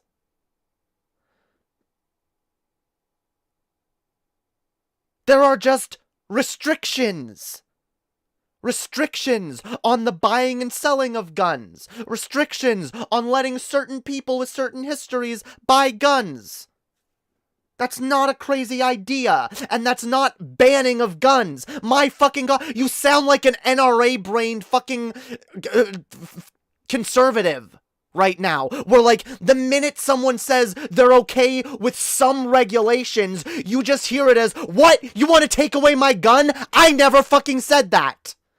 And I never will say that. In fact, I literally just finished saying, arm yourself. If you're mentally stable,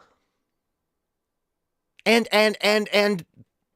you know, you are actually gonna get the proper training and whatnot to handle a gun and learn how to defend yourself, absolutely arm yourself. You have that right, especially if you're an American. Go ahead. I have no problem with it. But not everybody should arm themselves. I shouldn't own a gun. I have a history of mental illness. I should not have a gun, and people like me should not have a gun. And there are other groups of people who should not have a gun. Most people can have guns, but some people shouldn't.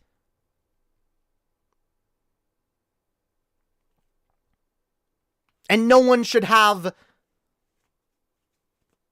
a fucking, like, arsenal of fucking tanks and bazookas. Holy shit. Okay, I'm done. I'm moving on. Yeah, like, everyone should have guns. Okay, now you're literally trolling. Yeah, I'm done. I'm done. But fam, I'm done responding to that. I'm done. All right? Holy shit. I'm done. Nope. Nope. Nope. I don't like weed. Does that...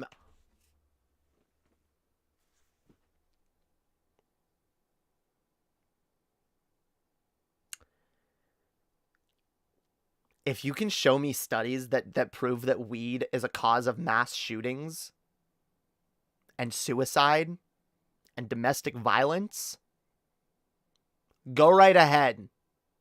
Until then, You're intellectually dishonest for even bringing that up. I'm done. I'm done. No more. I'm done. I'm done. I hope he's trolling. I hope he's trolling too. I really do. Oh God. Okay. I'm done. Why are you deciding for them? Why am I deciding for them? Because if I'm in... Because we live in a society, motherfucker. We live in a society. And if my next door neighbor is insane and is the kind of person that is prone to uncontrollable violent outbursts, the last thing I want is for that person to have a readily available firearm as well. And we're not going to prevent everyone like that from having guns. But we can prevent some of those people by having restrictions based on mental illness and shit like that.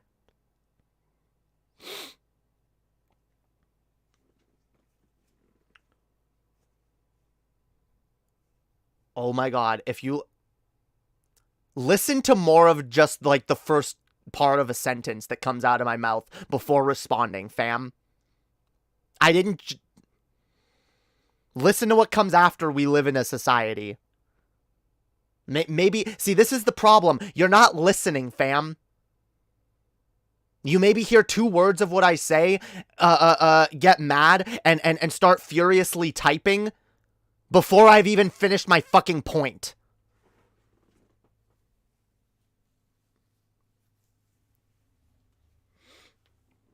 No, you can't justify anything by saying we live in a society. If something causes harm,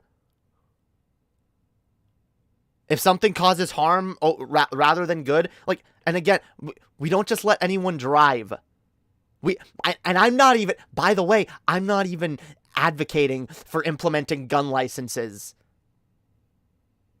They exist here in Canada, and I do like that they exist here, but I'm not even suggesting implementing that in the States, mostly because I know it would never work. But, like, you realized in most Western countries, or in a lot of them, like, you need a license to have a gun, just like you need a license to have a car. We realize that this is a piece of equipment, a tool that is able to affect and cause harm to society if someone doesn't know what the fuck they're doing with it. That's why we don't let just anyone drive a car.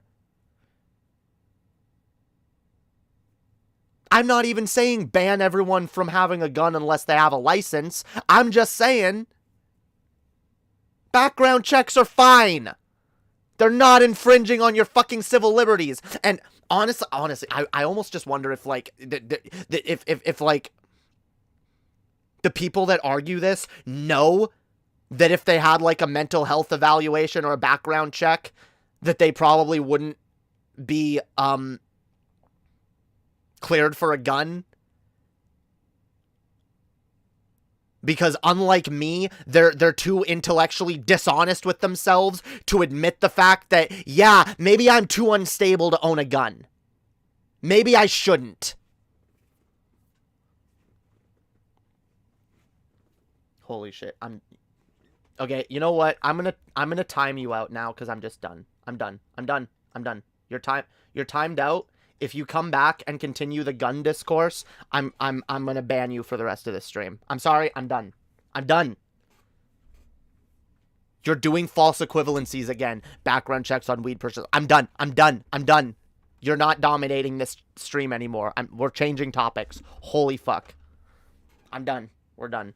Moving on, guys. Holy shit. Holy fucking shit. Yeah, weed literally saves lives. Guns end lives. Holy shit. Holy... Okay. Whew. Okay, how's everyone doing? Holy fuck. You're Canadian? Hell yeah. Yeah, I'm a Torontonian. Or, well, I live in Scarborough, but I might as well be in Toronto.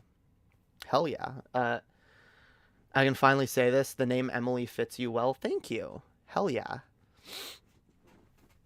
I like it too, yo. I've always, like I said earlier, like I've always liked the name Emily or Emma.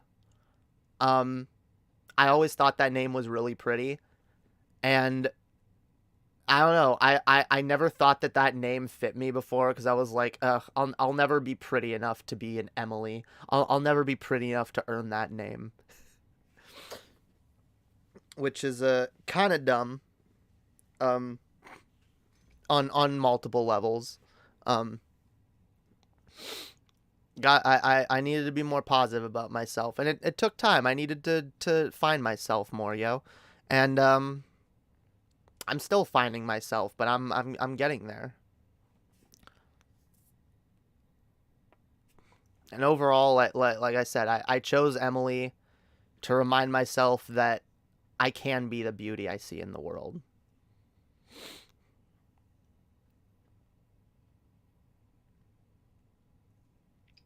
You're already pretty enough, chill. Hey, I'm wearing a lot of makeup, and I use convenient lighting and camera filters.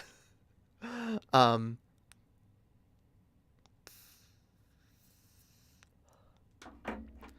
I don't look this good when I roll out of bed in the morning. Let's just put it that way. Although, let's be honest, a lot of people don't. Like, a lot of people don't look as hot when they get out of bed in the morning. That's the thing I remind myself. Like, ugh, but I can't be a real woman. Look how ugly I look when in the morning. Like, fam.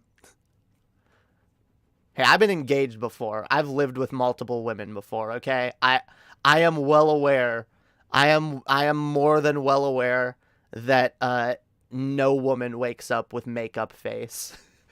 That's not how it works. But either way, beauty is beauty transcends that. I want to be beautiful internally. And I honestly care about that far more than I do my physical appearance. And I'm saying that as a trans person with really bad dysphoria who does care about my physical appearance, but I care about who I am more. Which is why I also chose mercy, yo. I want to always try to be kind and compassionate, but to never be without mercy.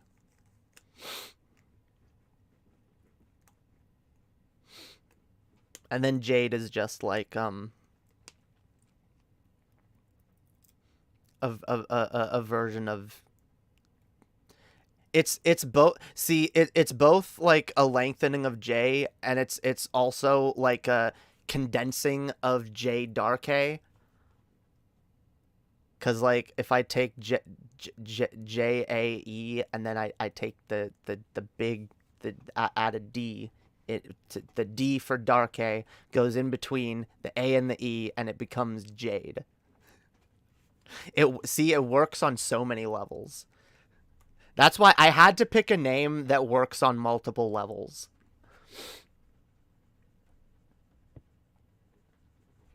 Like if it was just a name that like that I just kind of no, I it had to be something that like there's multiple meanings to it, and trust me, there are multiple meanings to it, like to all three names. There's many meanings, some of which will be revealed to you all in due time. All right. Weed has gotten people off of hard drugs with it. What is it with this dishonesty? Yeah, it's just dishonesty in general. I'm done with it.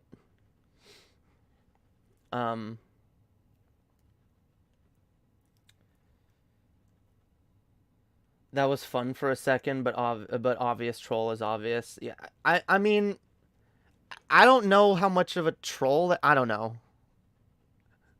I know that person has watched me for a while, and they've been they've been decent. They've been a fan for a while. They even clipped one of my streams once, and then deleted it, which I'm still sad about because I really wanted to put that clip up on my channel. Which I am working on. I'm working on trying to, because I don't have a great editing software on my computer, but I can make very simple clips out of like my streams within the YouTube editor. So I'm working on re-uploading several segments, several good segments that I don't think got enough attention last time. Like I was watching my stream that I did a couple months ago about the Demi Lovato alien thing. And aside from the fact that I accidentally misgendered Demi Lovato a few times, I actually really liked that segment. And I was listening to that and I was like, damn, I really got to clip this. And like that was the clip. It was almost done and I forgot and I accidentally turned off my computer without finishing it. So that would have been up already. But then I was like watching the rest of that stream as I was editing it and I was like, damn, this is actually, the whole stream is good. I was like, either I want to like I can't just like re-upload a stream or just be like, hey guys, go watch this old stream that was good. So maybe I'll just clip both the segments that are in it. Cause yeah, I need more easily accessible content on my channel. And not everyone watches all my streams, and I do pog fucking segments sometimes, and I'm like, damn, people really need to see that. People really, like, it's sad to me how many good segments I've done in the last few months that, like, have barely been seen. So, we're gonna fix that, alright? We're gonna fix that. We're gonna get our shit spread all over the fucking internet. And, hell yeah. And, you know, if you guys help out with that and spread my shit around as well, spread my clips, you know, that helps out too. Because small channels like mine, guys, like, real talk, small channels like these really only grow from the support of, like, average viewers like you guys. Like, word of mouth is really big for tiny channels. The algorithm does not push us out there. It does not happen. So, we gotta rely on word of mouth, y'all. So, if y'all enjoy this content and you want to continue seeing me grow and get my name out there, spread this shit around. Spread it around your communities and whatnot. Let your friends know, alright? Let them all know. Yeah, spread this shit faster than Omicron, yo. There are people who go into troll mode when they want to defend something specific. Was clearly not being honest in the slightest. Yeah. I for the sake of charitability, I'll probably say that's what they were doing. You gotta get on the Demon Mama. I do actually. I've been meaning to see, the thing is, when I first hit her up and she said she would stream with me, it was like right before she went on like a massive break, and obviously I didn't want to bother her during that. And then she came back for a bit, and I wasn't doing so well during that time, and I wasn't up to really having guests on my channel. And then just as I was ready to have guests on again, she went on another break, and the timing just never seems to work out. But it's, I mean, we're both back to streaming regularly now, so I'll probably hit her up again and organize something, because hell yeah, that would be there's a lot that I want to talk to Demon Mama about. True, the algorithm actually buries us. It really does. It really fucking does. And yeah, Skeptical Jesus there in the chat is another good small channel. Good friend of the channel, yo. Y'all should definitely subscribe. Skeptical Jesus makes some good fucking videos. In fact, I always forget how good your videos are. Like, I don't watch most people's content. There's a lot of people that I'm friends with online that make content, and if I watched all of it, or even a substantive amount of it, I wouldn't have time to make my own content.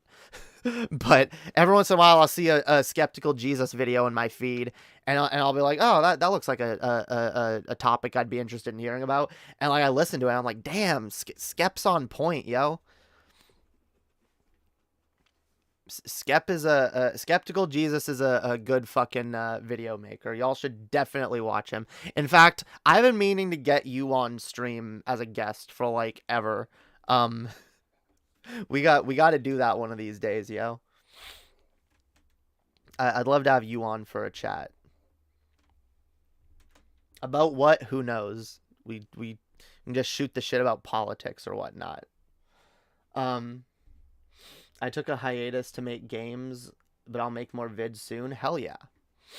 I mean, you gotta work on what you want to work on. I jump back and forth between different projects.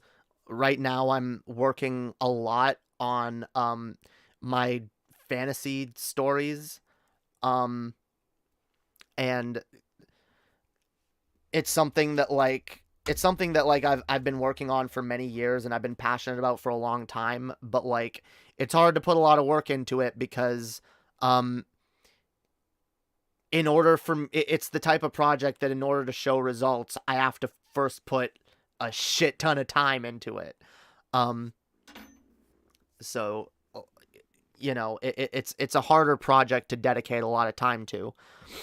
Fuck, I want to make video games someday too, because I swear, like, the stories, it's funny actually, the stories that I'm writing right now, they actually started off as like a video game that I fantasized about making when I was younger, and like it's evolved into like this like whole like massive fantasy multiverse. But, like, every once in a while, like, while I'm writing this shit, I think about it through the framing of, like, the video game that originally was, and I'm like, damn, it would be dope to make it into a video game one day. But, fuck, I have to, like, finish one of these stories first. Like, like, it's such a long-term goal that, like, making these things into a video game is probably never gonna happen, but I can at least write these stories. The big hurdle was editing. I should switch to live streams like you do instead of the essay style. Well, see, the funny thing is, if I could, I would switch to the video style, because I feel like videos are easier to get out there. Videos are easier to you know, get growth on. Like, doing like a 3 or 4 hour live stream, like, it's way harder to get exposure doing that. So like, definitely, if you're gonna do that, live streaming shouldn't be your only thing, which is why I'm trying to like work on editing more of my clips from my streams.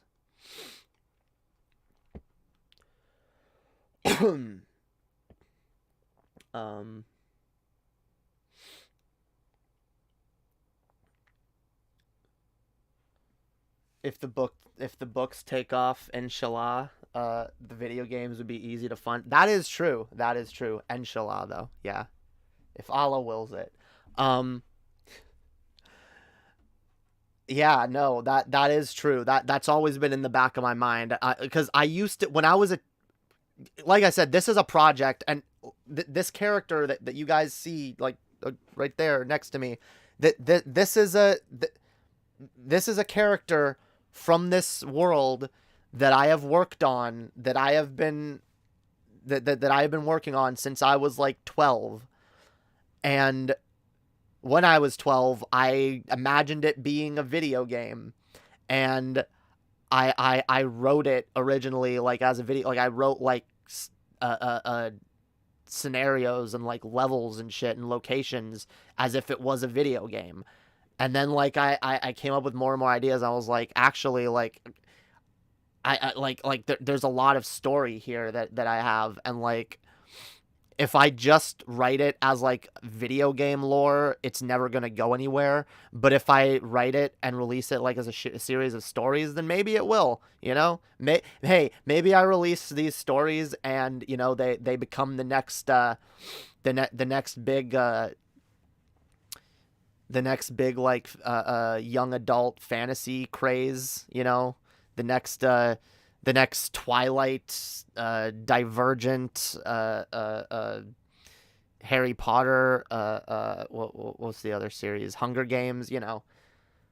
It'll be the next one of those, yo, and then it'll be made into movies, and then there'll be video games and shit, and it'll be widely, massively popular. That then there'll be a fucking TV show and like all kinds of shit. There'll be action figures and all kinds of shit. And you guys who were here in my chat will get to say that you knew me and hung out in my shitty live streams when I was nobody. Won't that be crazy?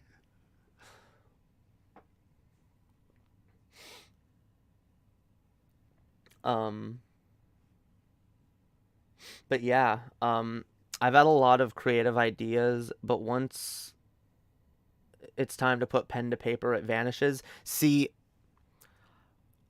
I'm kind of like that, but it's more, I have so many ideas. Okay. Here's how ideas go in my head, especially when it comes to like story writing.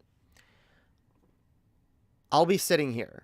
All right. Sometimes I'll just be sitting, chilling, you know, listen to music, and all of a sudden, this little scene starts playing in my head, and I imagine it. And maybe I imagine myself as one of the characters, or I imagine myself watching the situation, and sometimes I'll even like act it out as I'm like. Some people would say that what I'm doing is the process of writing or coming up with it. For me, it feels more like I'm discovering something that's already there. I'm you know, discovering the parts of these stories and putting them together and figuring out. And so when I have one of those moments where like a scene starts playing in my mind, you know, it doesn't feel like I'm just making it up. It feels like I'm, you know, discovering the story. And like I said, sometimes I'll start just like talking to myself out loud. I'll start just like, you know, and then this character, you know, went on to meet this character and they did this and he went there and this happened, like, or like I'll start like doing like a dialogue scene in my head, or like, you know, I'll start talking to one character like, you've betrayed your people. How oh God, I can't come up with and that's how I know that like it's more like it's coming from somewhere than I'm making it up. Because when I'm on the spot, I can't just make up dialogue that sounds like it belongs. Like I can't just like it's hard to just like make up something random, you know. But like I don't know, maybe like a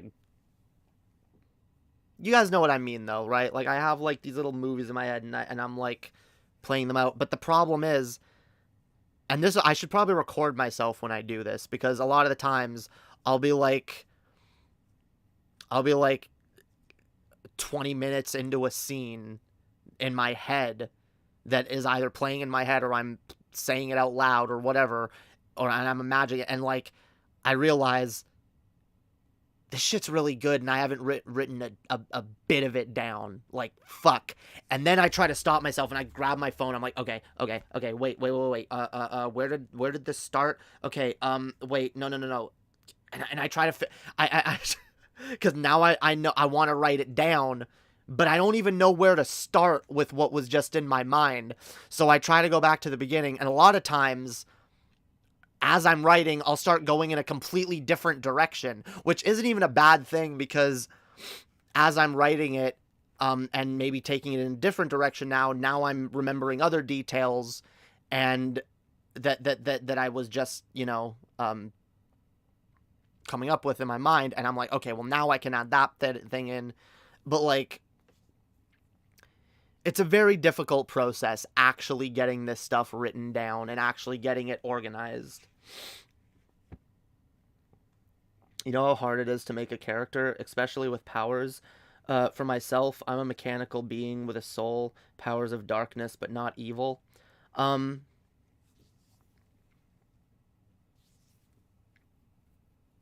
Yeah, I mean, uh, uh, uh, I'm all for the darkness but not evil thing. Um, my character is partly a gray mage, partly a dark mage, but like my character was a full-on dark mage in a world where dark magic was viewed as inherently evil, even though it's not. And she was kind of like conflicted growing up, and taught that like using dark magic is evil, even though it was naturally a part of her as a part demon. um and she kind of learns that it's not the darkness that's evil, it's the power, and any power can corrupt. So my character still uses dark magic ethically at times, but is far more leans heavily on the use of like fairy magic, because fairy magic is more based.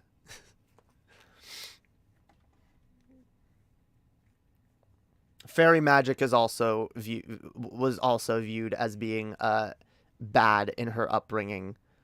Um, but yeah, like she was able to come to a place where she accepted all parts of herself, and that's why she has that's why she has the demon wing and the fairy wing, because she has demon blood in her and fairy blood in her. And she was born a boy and told that she needed to be a certain thing, and that she needed to live her life a certain way, and that certain things that came naturally to her were wrong or immoral. And now she's herself. Yeah, now she accepts herself and is herself. And that's the kind of character that I wanted to create, and the kind of character I want to create stories around.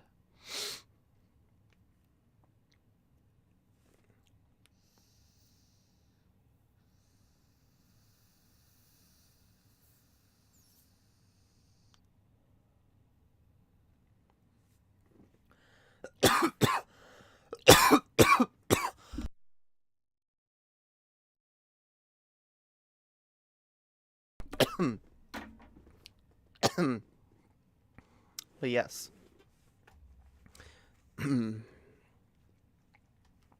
Now she is Lady Emily of the Hopium Court. The Hopium, because the Hopium fairy court. Yes. She lives in fairyland. A fairyland. There are many fairy dimensions. All right. There's the one everyone knows about, with like the Seelie court and the unseelie court. and then there's other ones. And the world that she comes from is one of the fairy courts is called the Hopium. The I actually have a whole story and a whole arc around that. Around God, I don't even want to. I don't know if I want to like spoil it, yo. Um, my villain society I created, I called the Enlightened. Light binds uh people. Light binds people and can't see.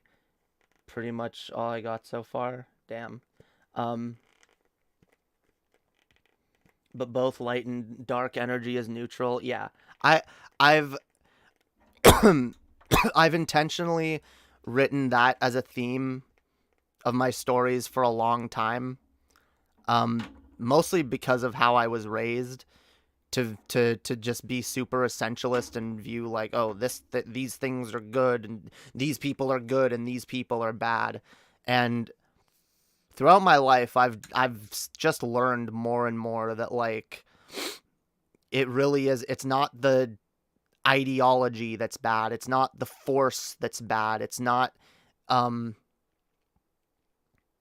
um um even the people that's bad. It's I mean, people can be bad, but power is what corrupts.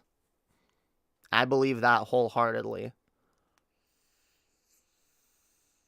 Which is one of the reasons I'm very interested to explore stories in a world where everyone, not everyone does use magic, but everyone can.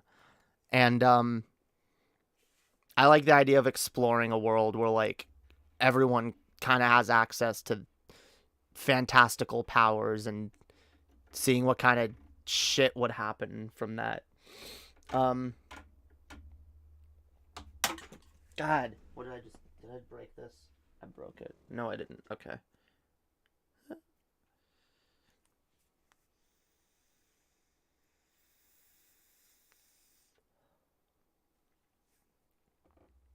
So it's a stand-in for yourself. Yes, I mean, my character has always been a stand-in for myself, and I mean, these stories have always kind of been like, um, kind of a reflection of my life story. In fact, I've kind of realized lately, um, I've been trying to. I mean, as you guys know, like, there's a reason why all my rap songs are deeply personal and very emotionally based. And it's because I've, for a long time, felt an intense desire to, in some fashion or another, retell my story through art in some form. Um, I've always felt like it would be. I've always felt like it's therapeutic to take that pain and turn it into something, to turn it into a work of art of some sort. And I still have ambitions to create more music along those lines, but I've been trying to force myself to write songs about my past almost at times because I know there's things that I need to get out, and I think I've confused myself into thinking that it needed to come out in song format when I think some of it um is probably going to come out a lot better in just stories and fictional things that I write. Which is why this is not the only character that I'm writing stories about right now, by the way. And it's not the only trans character I'm writing about either. I'm writing a series of stories about a trans witch, which is actually more likely to be released sooner. But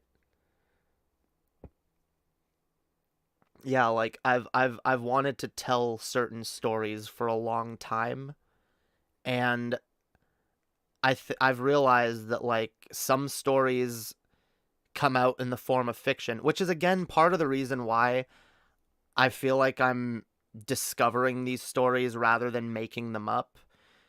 And part of it is like they come from experiences in my life, but like part of it could also be, and again, I'm open to the idea that, stories might actually come from somewhere. Um, I've never turned myself off to that idea, by the way. Even in my most super hyper skeptic, uh, uh, uh, ultra pedantic atheist form, I still held on to that slight belief that, like, yeah, but what if all the stories are true? What if all the stories are true and stories are where memories go when they're forgotten, What if? What if anything is actually possible? And what if fictional stories are actually more real than any of us? Because in a way they already are.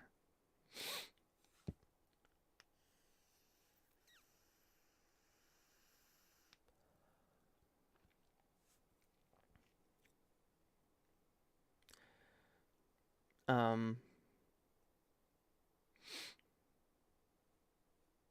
I always like the idea of magic being es- what's the word? Esoteric knowledge rather than by blood. Um yeah, I do too. Yeah, the fucking metachlorians. Yeah, fuck. I mean, like, the thing is, like, that's the thing. Like, in the world I'm writing, no one really has a higher, um,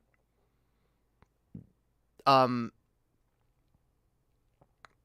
inherent propensity for magic.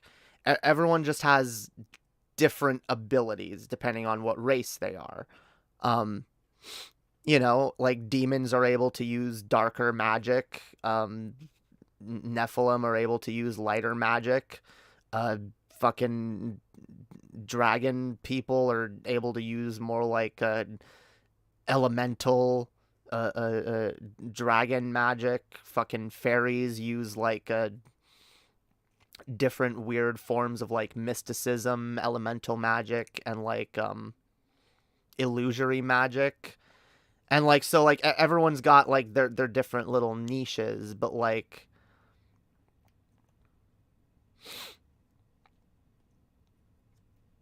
no one's like inherently more skill. Like, I guess some skills are can be viewed as more dangerous than others, and that's kind of like that's part of the history of the world that I've written, where it's like certain types of magic have been viewed as like bad throughout history, and have been like viewed as like dangerous because of how powerful they are, and certain groups have been marginalized and oppressed, not even based on their race necessarily, but based on their certain preference of what type of magic they use. Because like even a demon could use light magic if they wanted to, and a Nephilim could use dark magic if they wanted to, but they have more of a propensity for one thing over the other.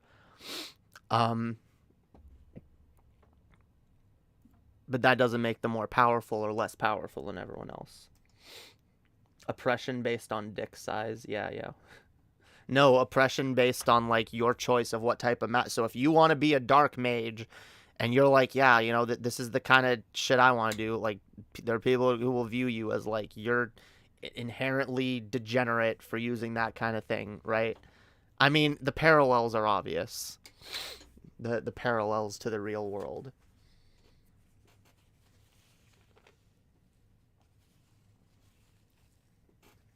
But yeah, I'm very excited because I'm fleshing out some of these characters more. I'm figuring out little bits of lore, and I feel like I'm almost ready to like put together like an actual like story with a beginning, middle, and end from this universe.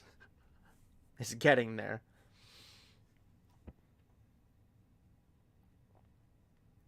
Like necromancy is in most fantasy. Yeah, necromancy is normally necromancy is normally viewed as like um a negative form of magic that people are oppressed for. Yeah. So Shit like that. What up, Babushka Betty? Damn, I'm guessing that's Betty White. What up? What's your new name, comrade? I'm late. Yeah, I mean, it's in the thumbnail. It's, I should, you know what? Here.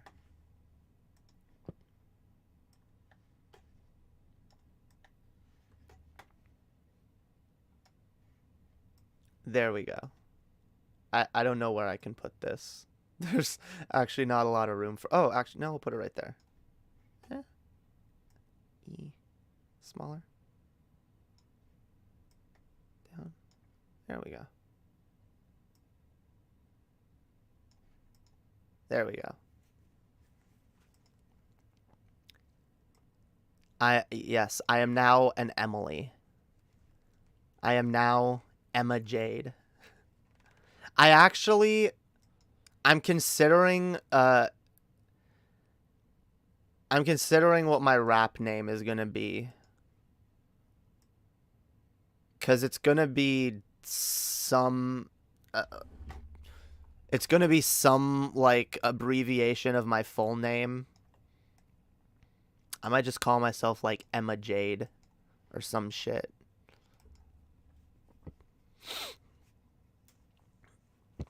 I don't think I call myself like Mercy Jade. That would be more unique, but it would also it doesn't roll off the tongue as well.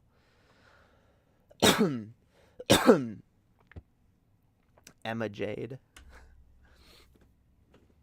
Emma Jade, Emma J. I don't know. We'll see. I might just like my public name will like my performer name will continue to be Lady Hopium for the time being. But yeah, this is what my real name will be on my birth certificate once I change it.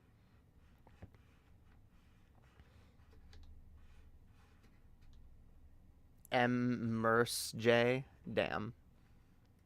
Yeah, that could work. Slam some vodka and I'll spin you around in the street. Damn. That sounds like fun, but I don't have vodka. If someone donates, by the way, I will drink. And by the way, I guess I haven't brought this up in a while. I've got a stream goal, okay? We got a new thing where I'm gonna have a stream goal, where if we reach the stream goal by the end of the stream, we do an extra long stream. And what I'm gonna do, I'm gonna set like stream goals for the week, so that if the stream goal is filled by the end of the first stream that week, that means both streams will be extra long streams. And if it's only finished by the second stream of the week, then that stream will be super long. But if it's not, then we don't do super mega extra long streams. And I will only ever do streams that are 6 hours or longer if I exceed my stream goal by a decent amount, because I really can't.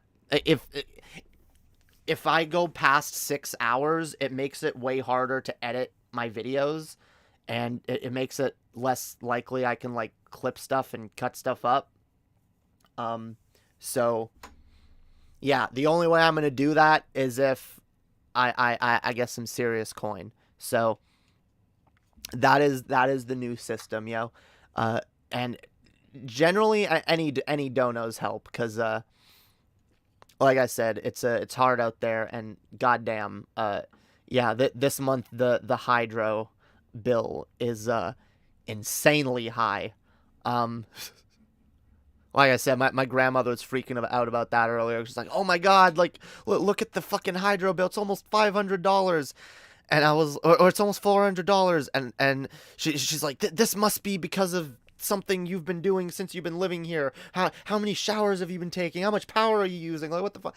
And I had to calm her down. I was like, "Oma," I was like, look at the thing at the bottom of the, because there's a thing at the bottom of her bill where it tells you the last 12 months of your last 12 months of bills, and it shows you how much you've paid. And it's funny because like every year she comes to me freaking out. Even like back before I moved out, I didn't live here the last 2 years, but I can only imagine. I can only imagine she had the same conversation with my sister the last 2 years when she was living here, where it's just like, oh my god, the hydro, oh my god, you've been running up the bill, what the hell, like this is so expensive, I can't. And then they're like, Oma, you pay this much every year around this time. Heating is expensive, especially in Canada, especially when climate change is getting worse and worse, and every fucking every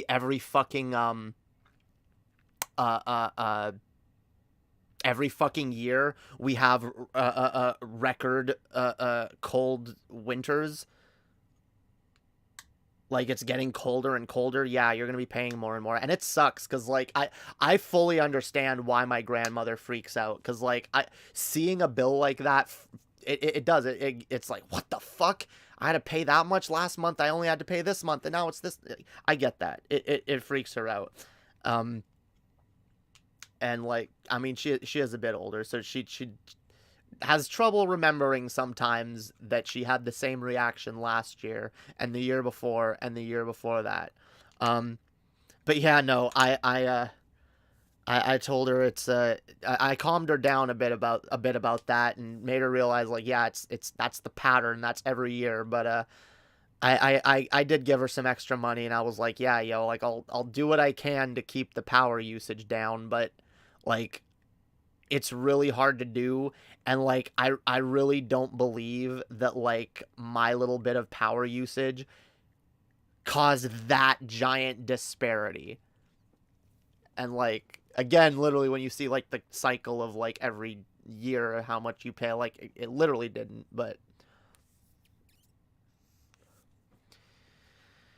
it's wonderful. I do constantly still have to remind my grandmother that correlation does not equal causation, because she still is the kind of person that like tries to like form patterns of everything, you know.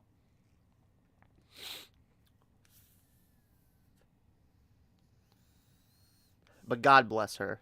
God bless her. All right, my grandmother is a. I really do appreciate my grandmother. I do. I can get a little annoyed with her sometimes, but she's my fucking grandmother. It's the closest thing to a fucking mom I've ever had, yo. Yeah. Oh yeah, no, I do help her pay the bills. I just like, I have a certain set amount of money that I give her every month that is meant to help with bills like that. But I do tend to forget that, like, yeah, during the winter, like, the bills get higher. So,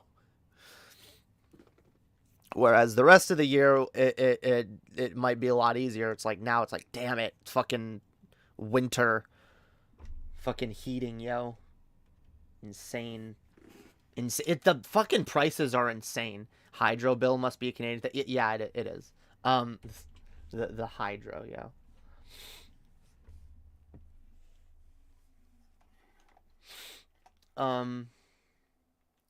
Every so often the boiler breaks down in my place, and I have to heat the place with my oven. Costs a lot. Damn. Yeah, that really sucks. They introduced peak hours to gouge us more too. Yeah. Yeah. Yeah. Which, see, you know what's funny? Like, my grandmother gets annoyed that I'm up all night, but like, I'm saving her money.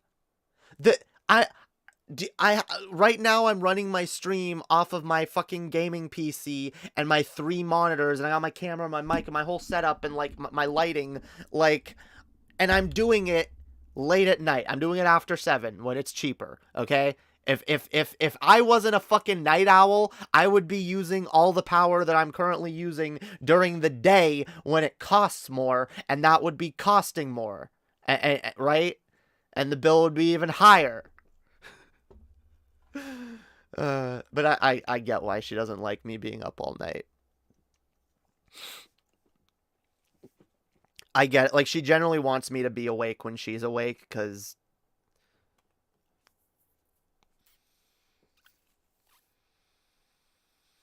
Like, I get it. She wants my help with shit, or she wants to talk to me, or sometimes she wants to go shopping, and she doesn't like going shopping on her own, so...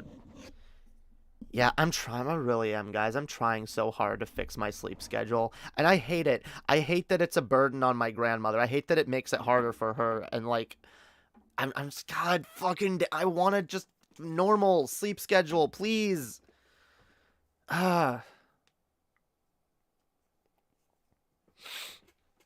Soon. Eventually.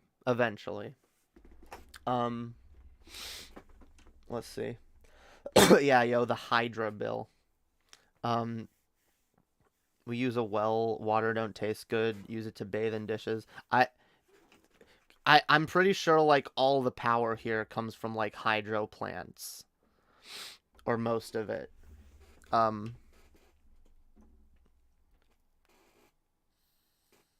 Hell yeah, respect your babushka. Damn right.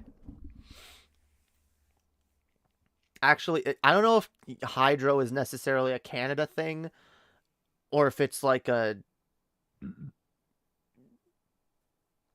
you're near a body of water thing. I don't know. I'm not that well informed on how Canuckistani shit works.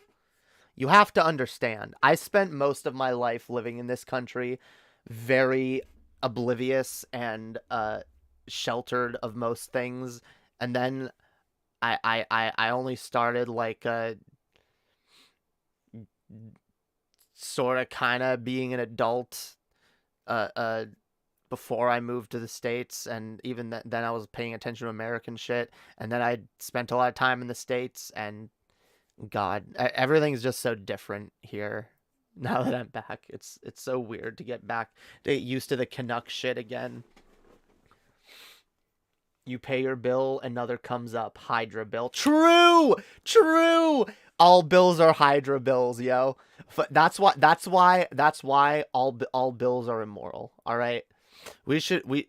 One day we'll have a world where there are no bills. All right. We'll have a world where all of the necessary resources are provided by due to the outcomes of the collective ownership of the automated means of production. All right, that's the base future we're looking towards. All right, automate everything. Automate 90% of the jobs away. Let's do it. Let's have everything provided to the people. Let's have resources like power and water and internet and housing and food and transportation all be provided to us. Let's erase all bills, all right? All bills, what is it? All commodification of resources, rather. Yeah.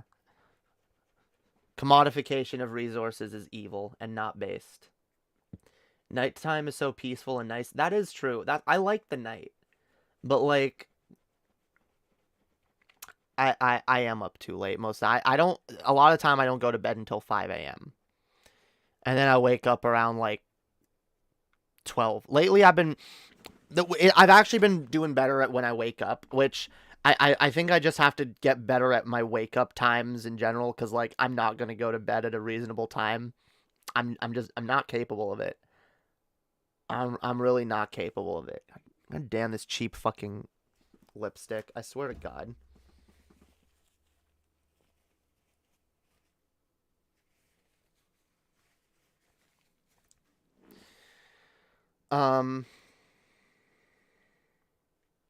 Nighttime is the right time. I mean,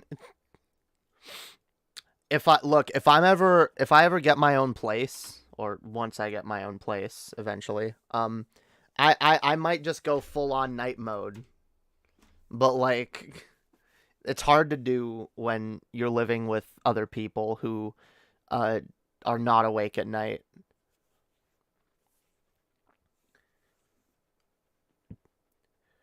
I'm all in for automating jobs, but they're automating art, and that's weird to me. Yeah, fuck that. Fuck automating art.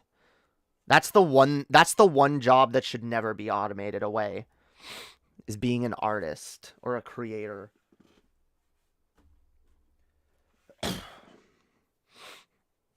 We need creative people, yo.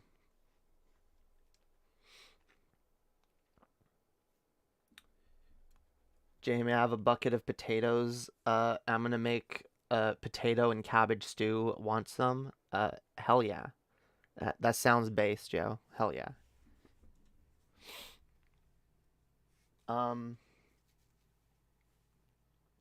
Canada is gonna have an influx of polar bears in 2045. Cool.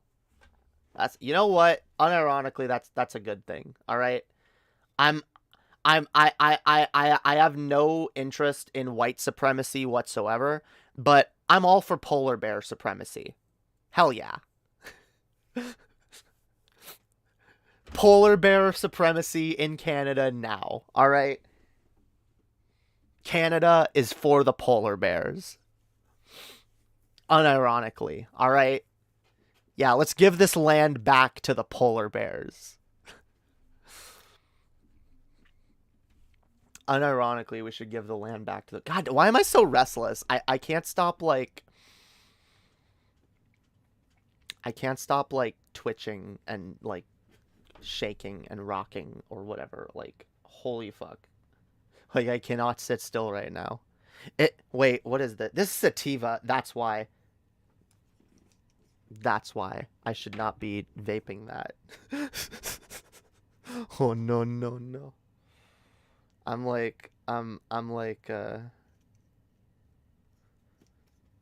doing too many uppers, yo.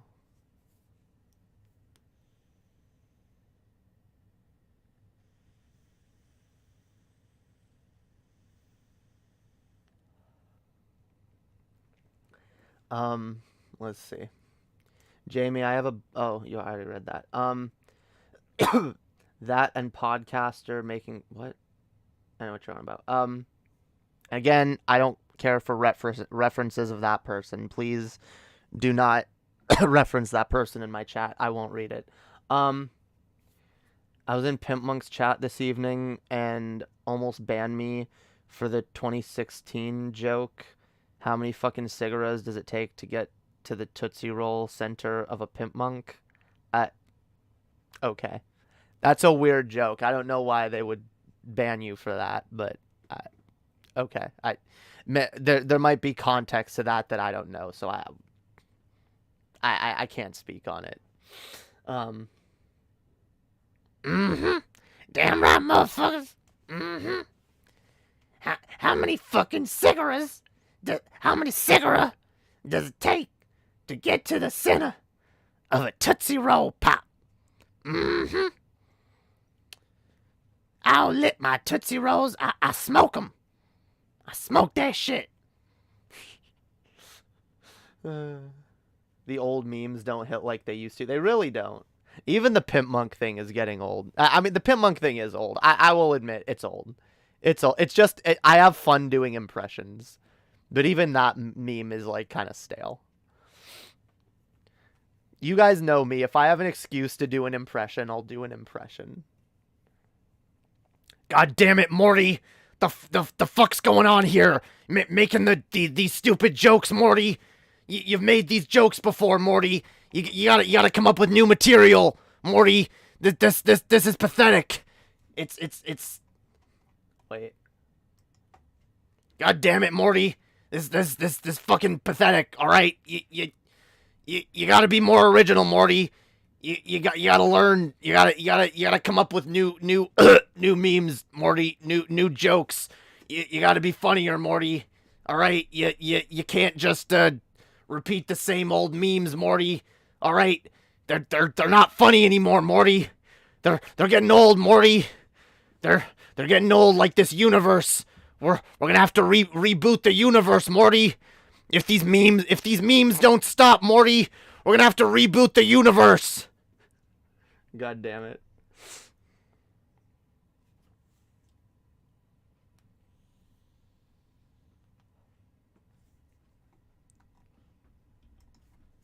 Damn, man. I'm just so high, man. Don't forget to bring a towel. Hey, guys.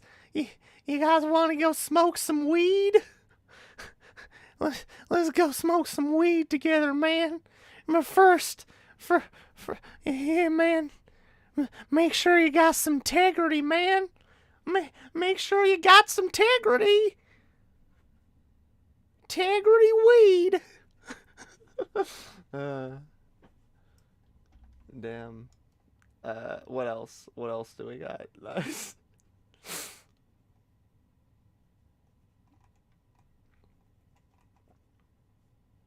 Don't forget to bring a towel.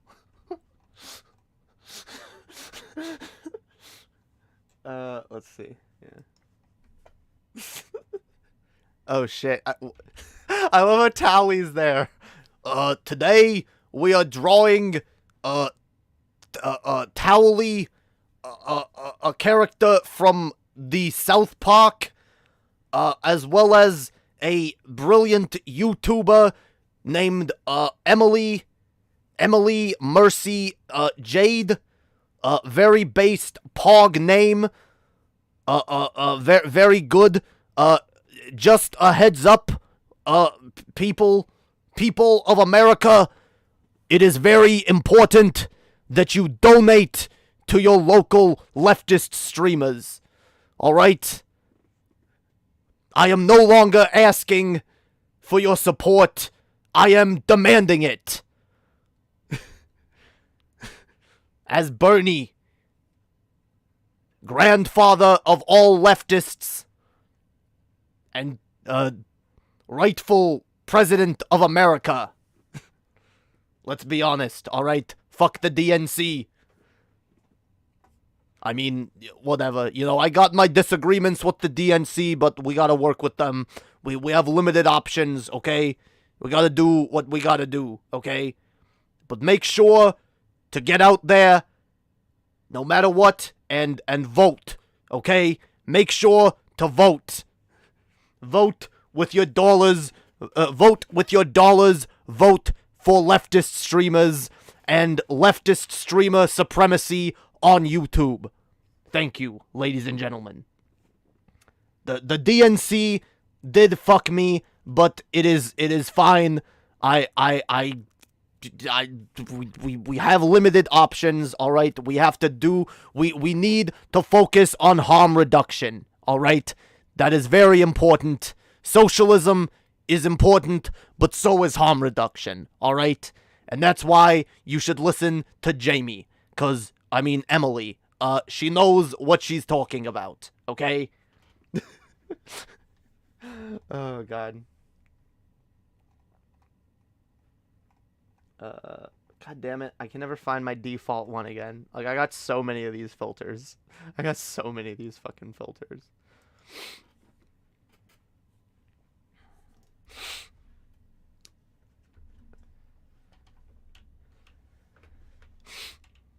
Yeah. Bernie is based, yo. Y'all should listen to him. Y'all should listen. Toss a coin to your streamer. Damn. Use the Celtic Guardian, Yugi. Yugi! You must use the Celtic Guardian! Wait, do I have a Yu-Gi-Oh one? I might. Yugi! You must use the Celtic Guardian, Yugi. It is very important that you use the Celtic Guardian. Also, get a load of my leather pants. Use the Celtic Guardian, Yugi. It is your destiny, Yugi. Yeah. Boobs. Hey, Lois. Hey, Lois. Why do women have boobs? Yeah. 'Cause I'm too stupid to know why. So I just... Yeah. I don't know. Yeah, I'm Peter. Look at me. I'm a big dumb fat guy. I'm voiced by Seth MacFarlane. Damn, it's hard to do a Peter voice. Peter's not easy. Yeah. Like I said, if I can get an excuse to do voices, I'll just do. This is my favorite segment. God damn it! God damn it, fucking piece of shit! God damn you, fucking chat! You motherfuckers are starting to piss me off. God damn, what? No wait, Cartman. Okay, I can do Cartman. God damn it, motherfucker! No, I don't think I can. I don't think I can right now. Damn, that's sad. We're in a TARDIS. We're in the TARDIS. All right. Damn. This is the only filter that doesn't smooth my face that also doesn't make me look horrible. So that's dope. All right. All right. Enough of that fun. I like your Merrick. Yes, I am Merrick. I am Merrick Ishtar, the greatest. No, I'm like close to it.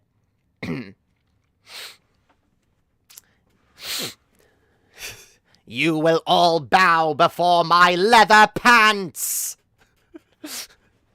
Yes. We will destroy Yugi and kill everybody. God damn it, Merrick. Why are you so violent and murderous all the time? Why can't we just play a children's card game with each other? Because we must destroy the world. It is our destiny. Yeah, I am good at the I'm really good at the Yu-Gi-Oh! I'm good at doing Little Karibo's Yu-Gi-Oh! Voices. I can do those really fucking well. Emily had a crush on Pegasus. Well, hello there, darling. It's me, Pegasus.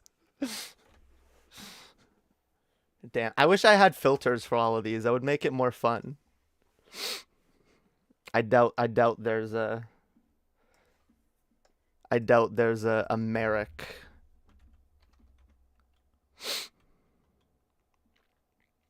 Yeah.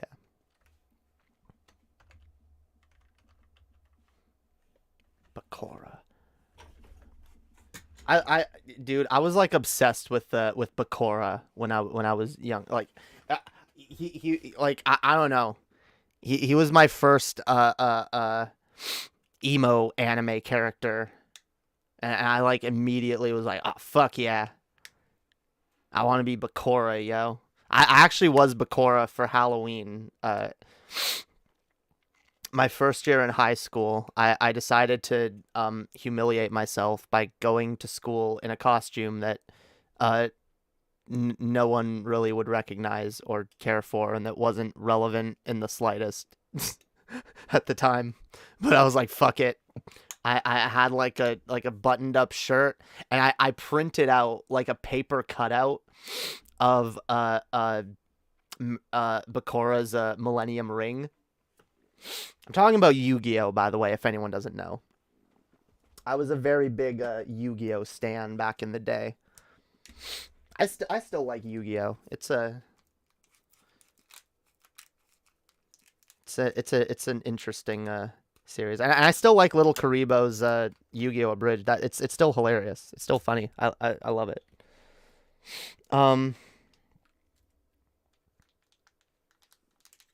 Yes, Kaiba boy. Can I do Kaiba? Screw the rules, I have money. Yes, I'm Seto Kaiba, and I'm super rich.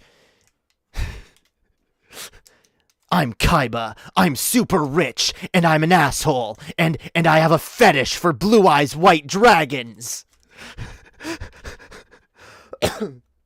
Big brother. Big brother, is it time for my cameo yet? Is it time for my vagina yet? Yeah, who remembers that video? The Yu-Gi-Oh! Abridged the vagina monologues. Dude, oh my, I thought that was like the most hilarious. You know, it's still pretty funny. Like, there's just something like really funny in like a juvenile way. It's juvenile but almost wholesome. Like, if it wasn't so crass, it would be almost wholesome. And then it's just like the joke is just like we're replacing random words with vagina. Screw the vagina, I have a vagina.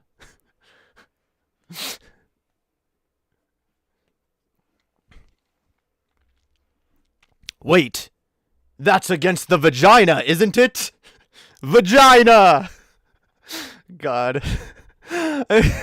I'm clearly still laughing at it, so I still find it funny on some level.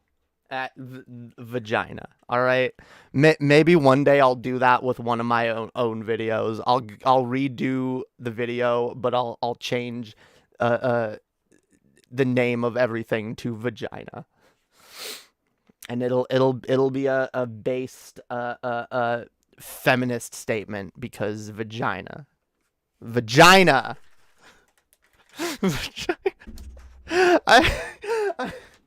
I love how I'm laughing at a video that I can't even show you guys. I don't know. I don't know if I can. I don't know if I can get away with it. I don't know.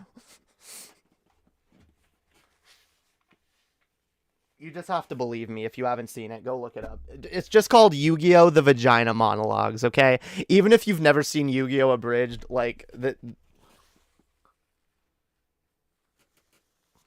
I mean, Yu-Gi-Oh! Abridged is pretty fun. I mean, it is a niche sense of humor. I will admit it's not funny for everyone. I will admit that. Not everyone likes that type of sense of humor. Anyway,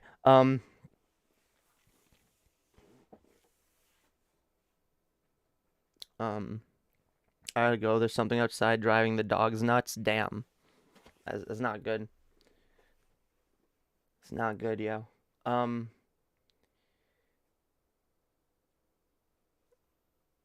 As a duelist, he wasn't great, but as a villain, he was great. Oh yeah, like all the villains in that show were really good. Like seriously, I that's why I love Yu-Gi-Oh! Like the original series.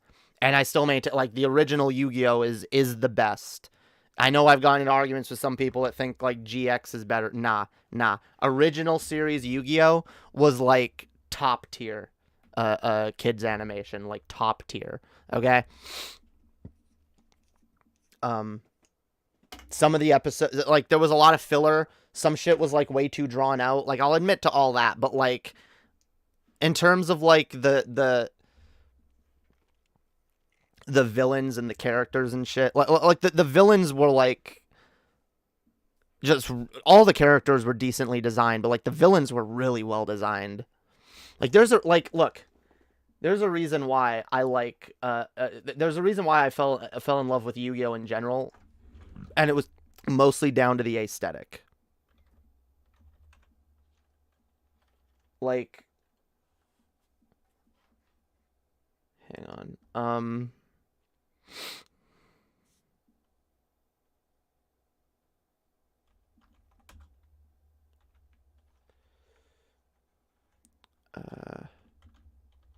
What was that game called? There was a Yu-Gi-Oh! Game. Okay.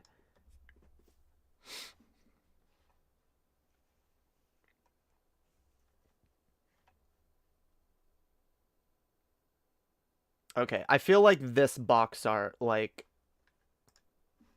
encapsulates what's good about Yu-Gi-Oh! Or why it at least has a good, like, visual aesthetic to it.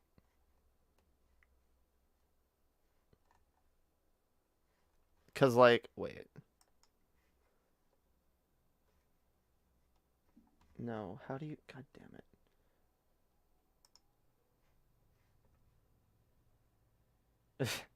'Cause, yeah, I actually have this game. It's over there somewhere. But, like, you just look at these character designs. Like, the villains look dope. Like, I know people make fun of their hair, but, like, I think the hairstyles look fucking pog, yo. And I love the Egyptian imagery. Like, it's so, like...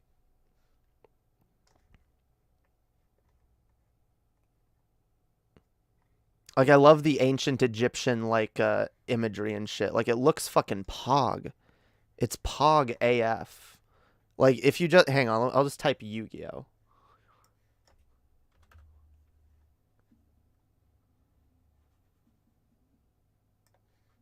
Yeah, yo. Like, I love this, like, gold background with, like, the hieroglyphics and shit. That shit's pog.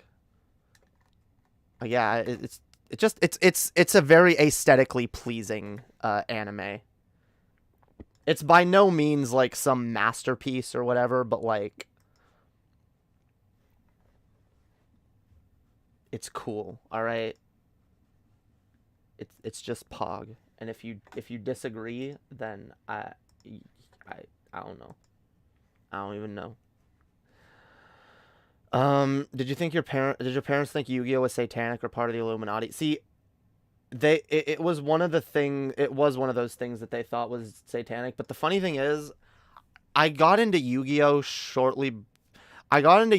probably like a year before I moved out of my parents' house. And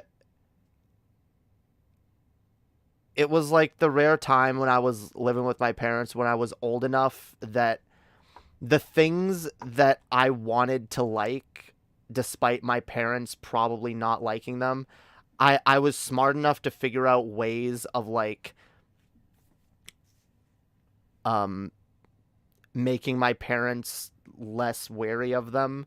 And I don't know how I got away with it, but I had a bunch of Yu-Gi-Oh cards, and I convinced my mom that they weren't satanic somehow. I don't know how, because she was still convinced Pokemon was satanic. But, like, I think because, like, I convinced her that, like, Yu-Gi-Oh! Was not about that. Like, I don't know. Maybe she didn't know I had Yu-Gi-Oh cards, actually. I don't know. Because I had them. I had a bunch of them, and I was obsessed with Yu-Gi-Oh! And I watched it constantly. But then I watched it on my own. Like, I was watching, like, Yu-Gi-Oh! Abridged on YouTube and shit. Maybe my parents didn't know that I played Pokemon. Like, I just know that I had Yu-Gi-Oh! Cards in the house. And, like, I might have just hidden them in my room. I might have just had them, like, in my room, and my parents didn't see them. But, like, because I know while I was still living with my parents, I convinced my grandmother to buy me this binder with, in fact, it's right here. We just passed it on the screen. Actually, no, wait, where is it?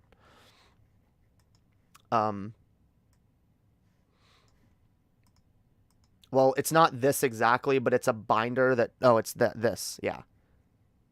I convinced my grandmother to get me this, and I convinced her that it was a binder that I wanted / needed for school. I think she knew it wasn't, but she... God damn it. I think she knew it wasn't, but, like, she also knew it was the kind of thing my parents would never let me have, so she was like, okay, why not? And, like, this was the first Yu-Gi-Oh! Thing I ever owned. And it was Pog, because it had all three of the Egyptian god cards. Even though they're not playable versions, but I treasured this binder for so fucking long. And I legit took it to school.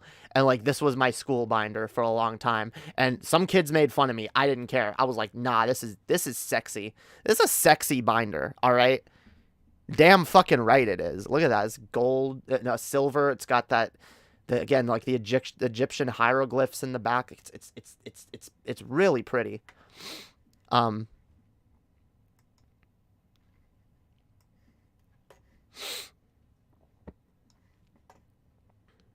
yeah, I know my parents at least saw me with that, maybe I'll be honest, when I was like 15, when I was like 14, 15, my parents didn't care as much about what I was doing. Like if they saw me watching or doing something or playing something they didn't like, they would say something about it, but like they weren't heavily monitoring everything I was doing anymore. So I was able to get away with more then.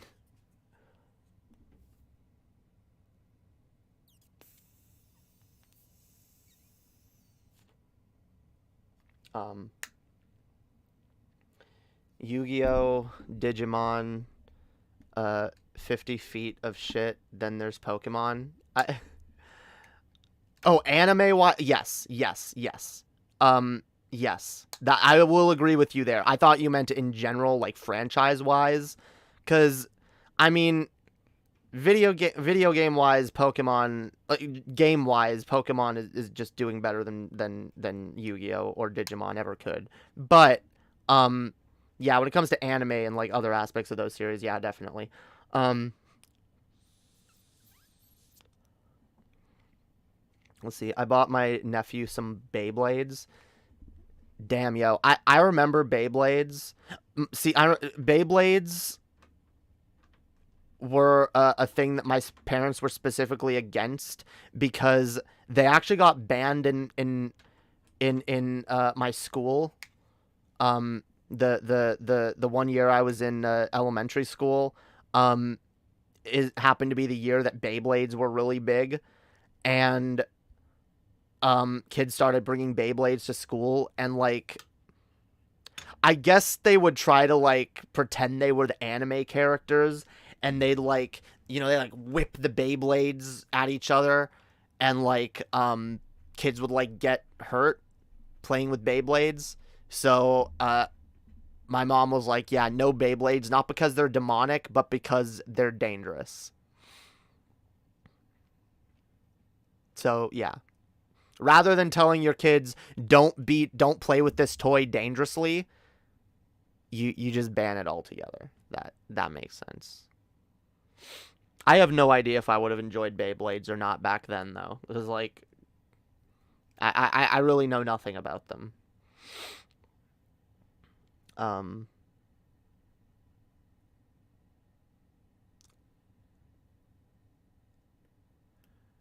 We used to play marbles back in the day. Yeah, yo, marbles. We'd play for keeps, yo, and trade them. Yeah, true. See, I never liked the idea of playing anything for keeps. I had friends who wanted to do that with Yu-Gi-Oh cards. I was like, no. I don't know. I agreed to some stupid Yu-Gi-Oh matches in high school. The funny thing is, in my first high school, there was nobody that cared about Yu-Gi-Oh at all. Yu-Gi-Oh was not popular, and there was no one that liked it. And like I was like the only one who even knew what the fuck I was. No, there were two kids that I knew. There were two kids that went to my school that knew anything about Yu-Gi-Oh, but they didn't play. They didn't have decks or anything. And I felt like the only person that liked Yu-Gi-Oh. Then at my second high school, again, no one really played Yu-Gi-Oh, so I met one kid who played. Actually, no, I met one kid who played Yu-Gi-Oh, and I had another friend from my old school who played Yu-Gi-Oh. But that was it. I had two friends who knew anything about Yu-Gi-Oh. And it wasn't until I went to my third high school that like I went to the I discovered the nerd hallway. That high school had a nerd hallway where almost everyone played fucking Yu-Gi-Oh. And I was like, fuck yeah, this is Pog. Everyone's playing Yu-Gi-Oh, yo. And I whipped out my deck, and I was like ready to fucking have some intense fucking children's card game action, yo. Until I realized that as much as I thought that my deck was fucking amazing and awesome and full of really fucking cool cards, I got the floor wiped with me the minute I tried playing anyone else. I got the fucking floor wiped with me. And that's when I realized the very sad fact about games like Yu-Gi-Oh! and any TCG, by the way. Like, this is why I kind of don't like playing these games anymore. It really is a game that benefits whales, people who have a shit ton of money and are able to invest a shit ton of money into these properties. And like, unless you have like a decent amount of disposable income to throw away on cards, you're never gonna build a competitive enough deck to play with other people, even casually. Like, I spent hours working on like the perfect Yu-Gi-Oh deck, and I would take it, and every time I would get my ass kicked. I get one turn killed. That's how bad I was. People would kill me on the first turn, and I was like, this is insane. And like, I hate that too. These like, I hate that the game has become that, and a lot of these card games have become these like, they're over like I don't know, like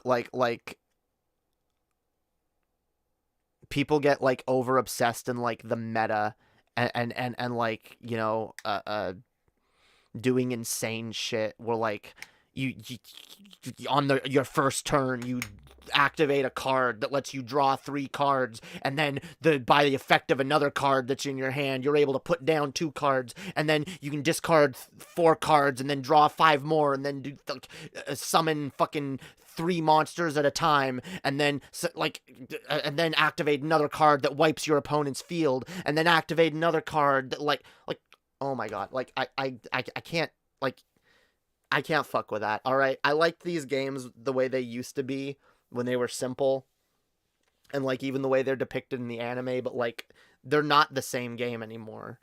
They've become way too meta.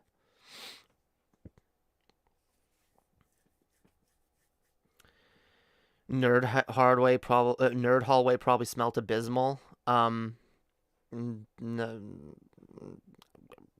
okay, sometimes actually, yeah. Yeah, that was the same hallway, by the way, and I don't know how I got permission from the vice principal to do this. I decided that it would be a smart idea to try to turn this hallway into one of the school's brand new no bullying zones. Oh god. There was a time in high school where I was sick of bullying. I was sick of kids being assholes, and I was just like, it's just too much. People are really fucking mean to each other, and I was just like, I was talking to my school counselor. I was like, you know what we need? We need bully free zones where people don't do shit like that. And like, I don't know why she thought it was a good idea. She was like, oh yeah, let's talk to the vice principal about this. And like, she talked to the vice principal about it, and they let me print out a bunch of signs that said bully free zone, and I put them up. I've told this story before. I put them up during like first or second period. Everyone was in class, and I put up all these signs around the hallway, and I put some in like the cafeteria as well. And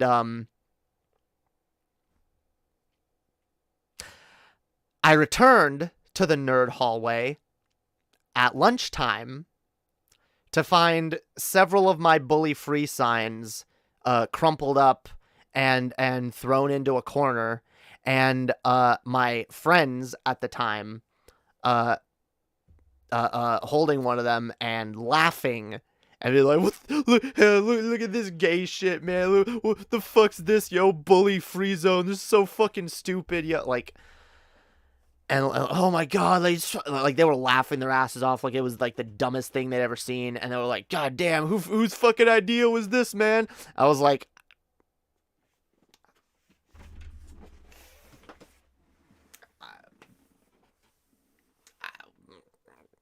I don't know nothing. I just arrived. What's all this then? Oh god.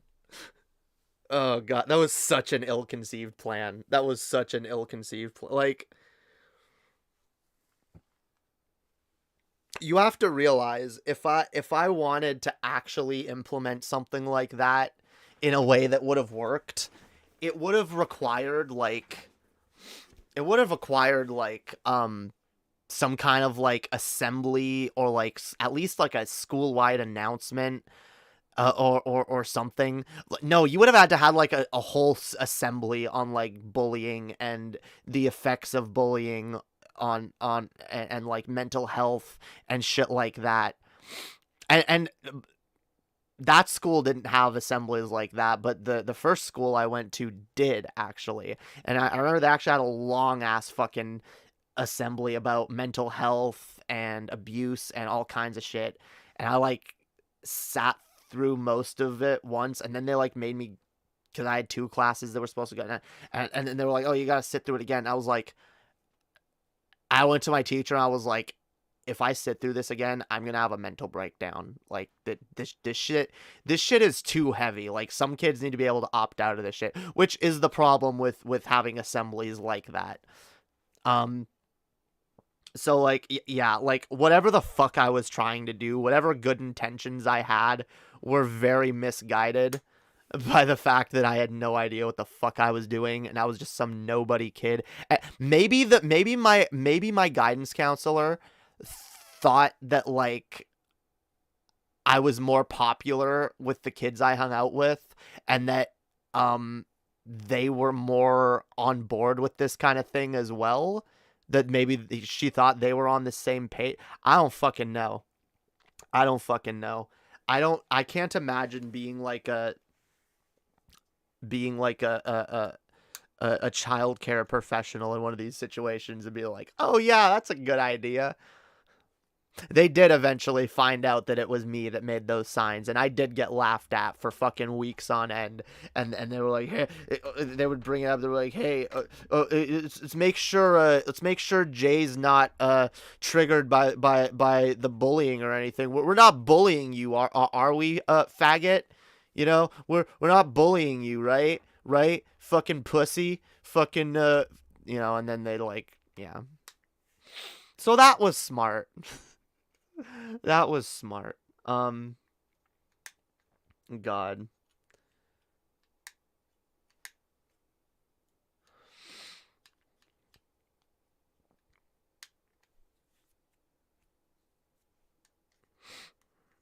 I was 23 when I got back into Yu-Gi-Oh! I got a Dark Machine deck with a Jinzo and a Barrel Dragon. Yeah, fuck you. I played against that deck. That deck's an asshole. Or I've played against decks with both those cards that are yeah, fucking annoying. Did you get into fights a lot as a kid? I know I did. I've told this story too before. I think to my memory, I only got in 2 fights when I was like high school age. I barely remember either of them, but like I know both times one time it was a lot more lighthearted. It was I was at the church that I went to at the time, and I was hanging out with the other teens, and there was a weird thing where I guess a lot of the guys liked to like have like not wrestling matches, like fights, like I guess like boxing matches, or like MMA sort of thing. Like I don't know. I don't know how we got away with doing this at church, by the way. It became really popular during like an all-nighter event that we were doing, because we would always do an all-nighter. The youth group would always do an all-nighter for New Year's, and so we would spend all night in the church, so it's just like hanging out and like playing games and shit. And so one of the things that we would do is like that we'd set up this big ring, and like, oh, because it started off, I know how it started. It started off because we had these big sumo suits. Someone brought in these really big fucking sumo suits, and it started off as like sumo wrestling. And so, like, a bunch of the guys would, like, challenge each other to, like, a sumo wrestling match. And then I guess they got bored of that and they wanted to, like, get into, like, actual, like fights, like boxing, MMA shit. And I don't know how I was goaded into it, but I was. And I know I wasn't feeling it too much, but I was like, I was basically goaded into fighting this guy that I was kind of scared of already. And I heard that he really didn't like me and wanted to kick my ass. And I probably said something that pissed him off.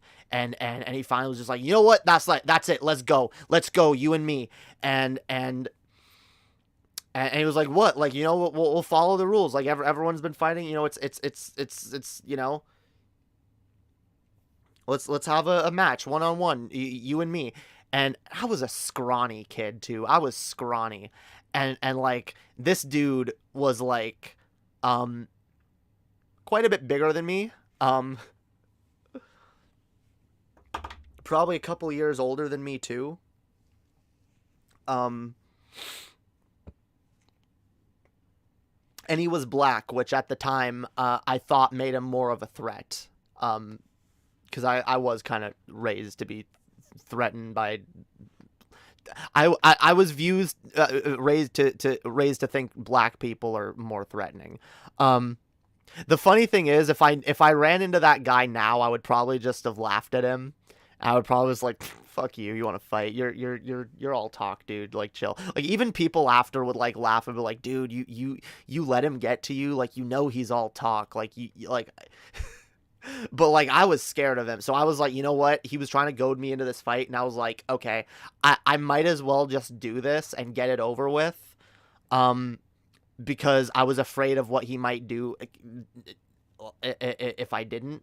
So I did it. I agreed to a fight, and all the guys like formed this like circle around us, and like the fight. We stood across from each other, and the fight started. And, you know, he's, like, positioned like a, like, you know, ready to, like, you know, throw a jab. And the funny thing was, like, it was probably said by whoever the fuck was, refereeing. And when I say like, this was all very, like, very informal. But, like, whoever was informally refereeing the match probably went over, like, all right, no cheap shots, no this, no that, no shots to the groin. I immediately discounted all of that, and I went for the dirtiest, cheapest shots I could. All right, I'm talking groin shot, gut shot, throat shot, shit. Like, and this was my first fight, okay, and I was terrified, and I did not want to fight. And one thing was going through my mind as the fight started, which was, I need to end this fight as quickly as I possibly can so that I don't get hurt. So, yeah, I didn't care that, like, I was breaking the rules or whatever. I went after him. I went right for the fucking groin. I went right for the fucking throat. And, like, shit like that. And, like, I think I hit him in the head or something. And, like, I think he hit me a couple times, but, like, barely. Like, and I was quick, too. So I, like, moved out of the way a lot. But, like, it was very clear that the impression I gave him very quickly was that I was crazy. And that, like, in my mind, I was thinking, I gotta end this fight as quick as I fucking can. As quick as I possibly fucking can. And as a result, I probably caused him to think the same fucking thing.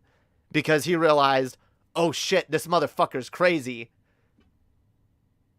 And, like, you know, groin shot, gut shot, throat shot. I don't remember which order or what I did, or if I even did all of those, but, like, shit like that. And, like, the motherfucker's, oh, all right, fuck it. No, I ain't fighting you. And he, like, backs off. And, like, Like, nah. He's like, nah, you fight dirty, bitch. You fight dirty. I ain't down for that. I was like, what? You wanted to fight? I wanted to win, bitch. I don't want to fight. But if you challenge me to a fight, I'm gonna fucking win. And, yeah, no one at that church ever challenged me to any kind of a fight ever again. Which I was kind of happy for. And the second time I got into a fight, I know it was in high school. I know it was at one of the schools I went to. And it was with a kid that I was probably my friend at one point. And I don't remember what caused the beef, but there was beef and shit got contentious. And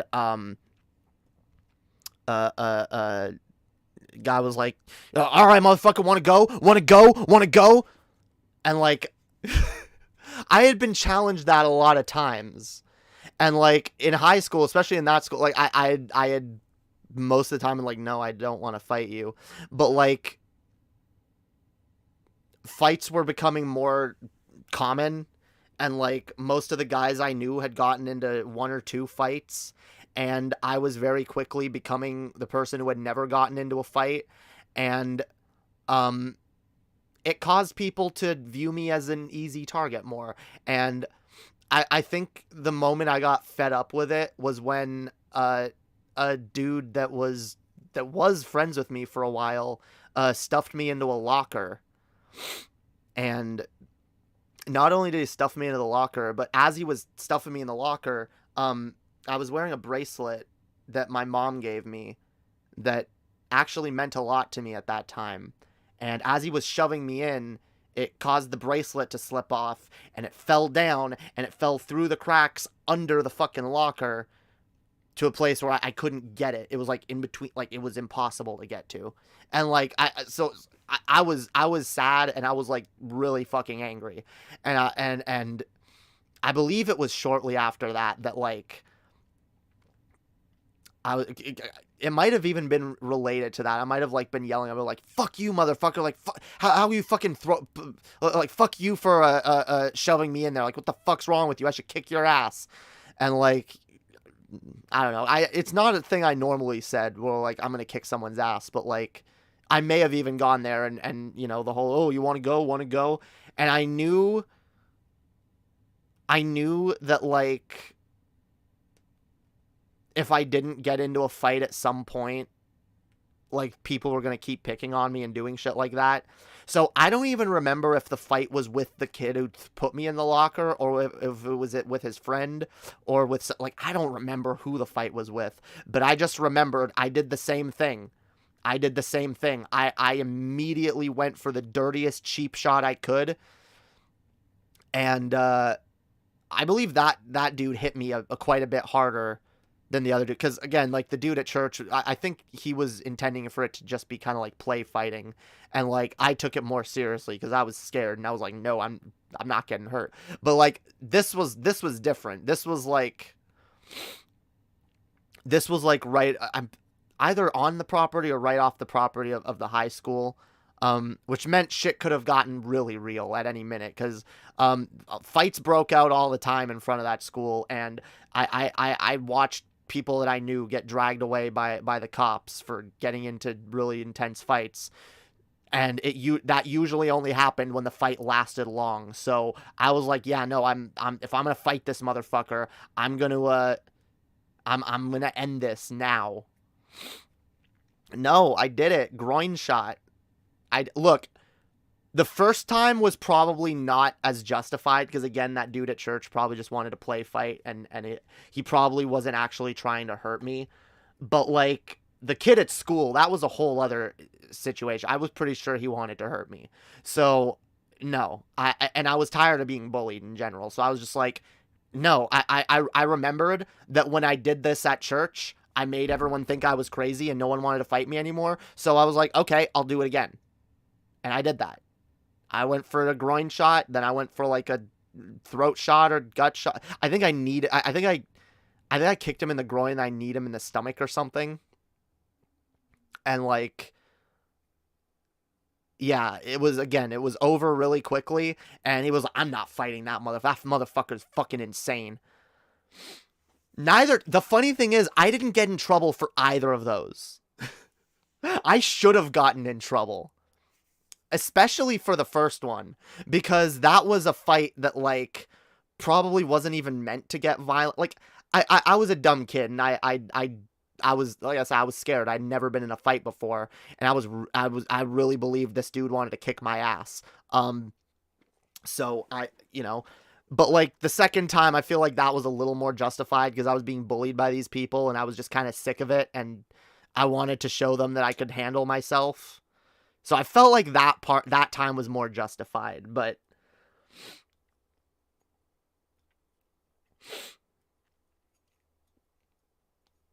honestly, I shouldn't have had to get into either of those fights, and if it wasn't for, like, toxic masculine bullshit culture, I wouldn't have fucking had to, so I was defending myself, alright? I did a groin shot one time to a bully that was way older and bigger and was chasing me. See, the funny thing is, those kids that I hung out with at that school weren't even strangers to groin shots, because those were the same kids that inducted me into their sacking war. I can't remember actually if that was before or after that fight. I really don't. It might have been after, actually. Because that might have explained why I was even less hesitant to do a groin shot on the person. Because, like, those fuckers, like, those fuckers sacked me hard multiple times. Really, really hard. So, I won't say they didn't deserve it on some level. Thank you, Alan. Hell yeah. I only ever punched a kid in early elementary school, and that was because I had a strong fear of being chased. Damn.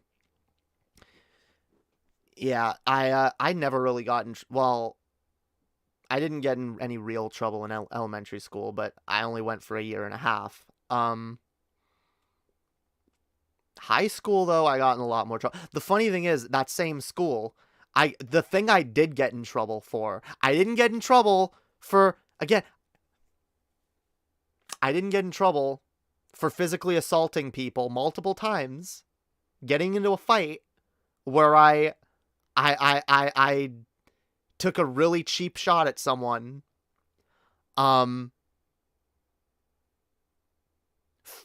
didn't get in trouble for participating in a sacking war where I, again, engaged in, I guess, semi-consensual, though still physical assault of other students. I didn't get in trouble for any of that. You know what I got in trouble for?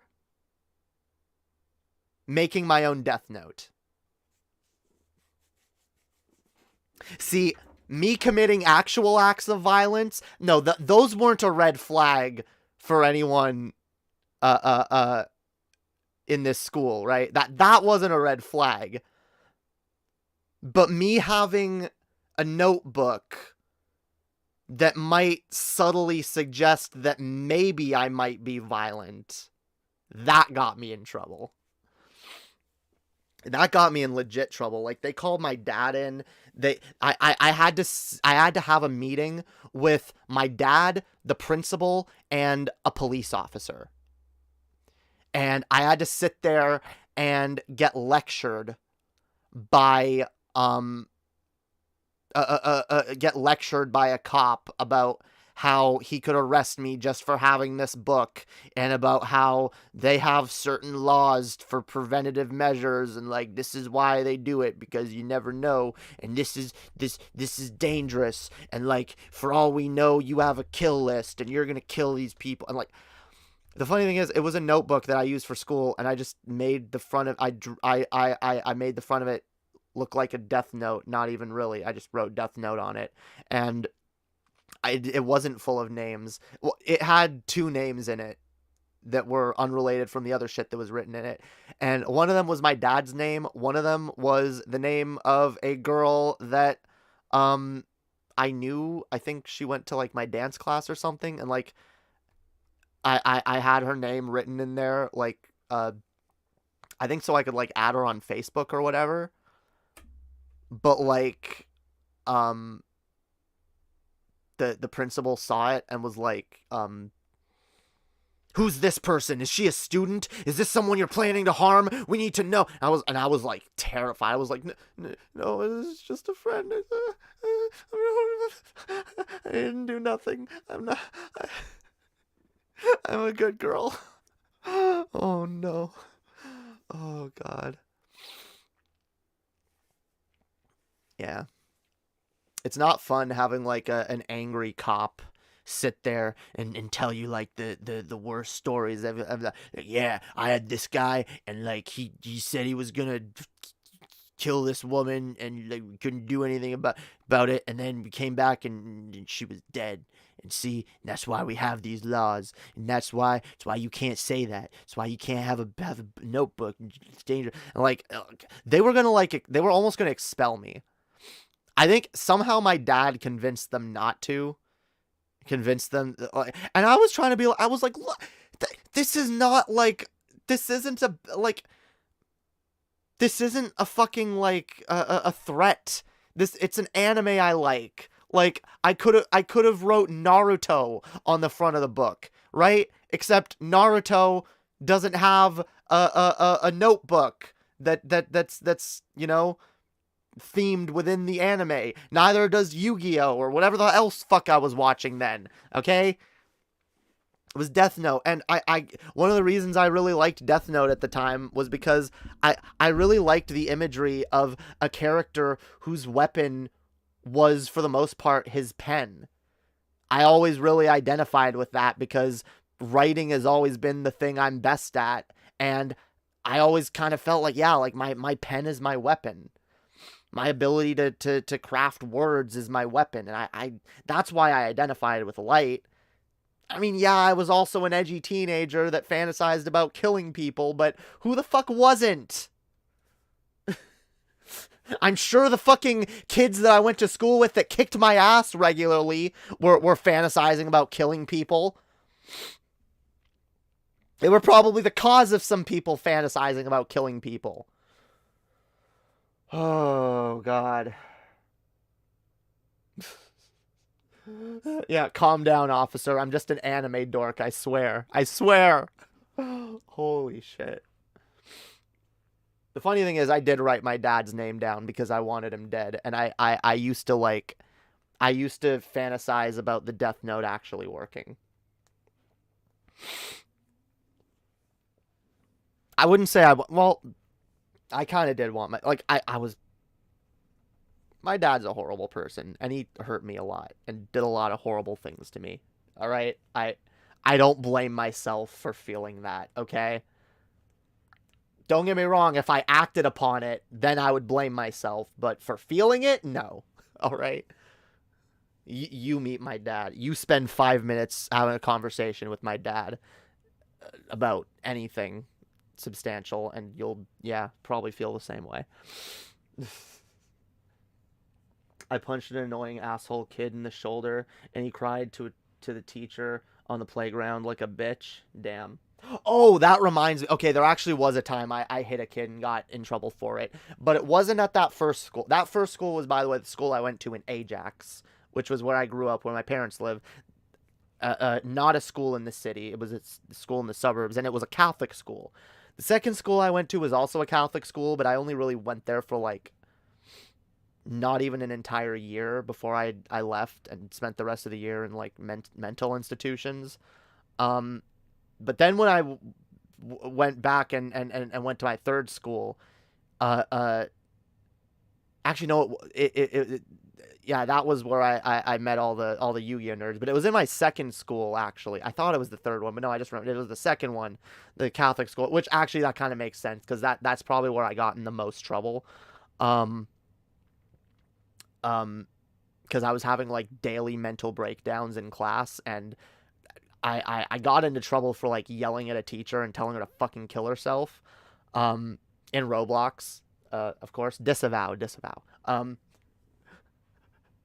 I was mad, okay? I was having a mental breakdown. I was not healthy, and I did not have the social skills or the wherewithal or the experience to know how to deal with any of this, okay? But yeah, the one time I did get in trouble for assaulting a kid was there was this kid that was dating my sister. So my sister introduced me to her new boyfriend. And he was kind of really an asshole, and I really hated his guts. In fact, I happened to learn that he was the type of guy who unapologetically enables and induces eating disorders in the women that he dates, because he's absolutely the type of guy to like, oh, you're getting fat. Oh, you gotta lose weight. Oh, you gotta exercise more. You can't be fat, yo. You gotta be appealing to me, yo. You're not appealing enough. Go starve yourself for a week, yo. Like, so he gave my sister like a complex about her body, or made it worse. So I already didn't like him for that. And I also didn't like him because when I first introduced myself to him, this was shortly back after I came out as bi. And I introduced myself to him as a bisexual emo ninja, which I thought was the coolest thing in the world that, you could call yourself at the time. And, look, it was cringe, but his reaction was unwarranted because he literally took a step back and was like, oh, ew, you're a faggot. And like, later my sister came to me and like yelled at me and was like, how dare you introduce yourself to him? You made him uncomfortable. He's uncomfortable with gay people and like that. Yeah, my sister learned her lesson from that, by the way. But like, so I already really didn't like this dude. Like, really didn't like this dude. And then one day, I guess I came home from school early, or I was home from school early, and I was in my room, and I was out on my computer, and I start hearing noises. I had my door closed, so I didn't know. I didn't even think my grandmother was home. And I suddenly started hearing noises, and I thought, oh, my grandmother's in the other room. And I thought my grandmother was, like, hurt or something. Because all I heard was, like, And, yeah. You can guess what it actually was. And for a second, I thought, like, my grandmother was, like, in the next room trying to, like, lift something and was, like, hurt or something. And, like, so I went into the next room, and I heard it was coming from my sister's room, and I went inside, and I see him fucking her, and I just kind of got mad and was like, get the fuck out of my house right now, or like, I'm gonna kick your fucking ass. And I found out later, or like later that night, my sister admitted to me that he was fucking her without a condom because he doesn't like them. And that just made me snap. I was like, this motherfucker is in my fucking home. My grandmother's fucking home. Raw dogging my fucking sister.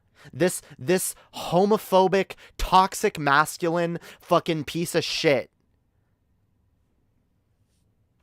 that gives women a fucking eating disorder fucking complex is raw dogging my fucking sister in the next room, possibly getting her pregnant or passing her fucking STDs. And I just started seething, and I was like, why didn't I kick his ass while he was still in the house? I was like, oh, I should have fucking kicked his ass. I should have fucking knocked his fucking teeth out. And like, And by the way, I do recognize that all of this was from a very misguided, overprotective, aspect of toxic masculinity that I was experiencing. Like I recognize that. But like in the moment, I felt super justified, and I thought about it all night, and I thought about the next day as I was getting ready for school. And I was like, when I see him, I'm gonna knock his fucking teeth out. And I saw him, and I went up to him, and instead of punching him in the face, I punched him in the shoulder as hard as I fucking could. I was just like, fuck you. And I just like walked away. Or I think I might have even said something like, if you got my sister fucking pregnant or something, I'm gonna fucking kill. Like, I don't know what I said. I probably said some stupid macho bullshit. But yeah, that I actually got in trouble for. And I remember being like, I was like taken aback. I was like, why would I get in trouble for this? What? He fucked my sister. I have a right to punch him, right?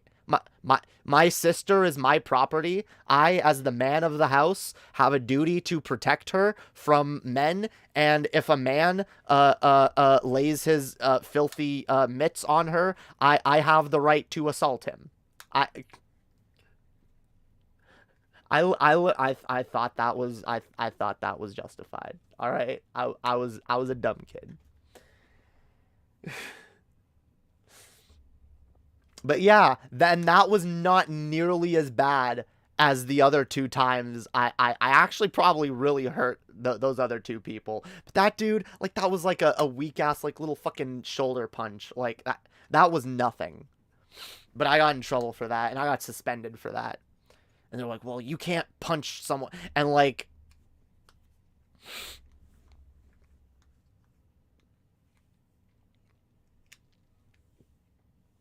the funny thing was, I think like my grandmother didn't even get mad at me for getting suspended, because she was mad at my sister too for having sex in her house. And I realized I really shouldn't have been a snitch in that moment, and I really shouldn't have gotten involved at all. Like, it was none of my business. Like, at all. But I was raised to believe that doing that sort of thing was not only correct, but noble and upstanding. Yeah. Really weird.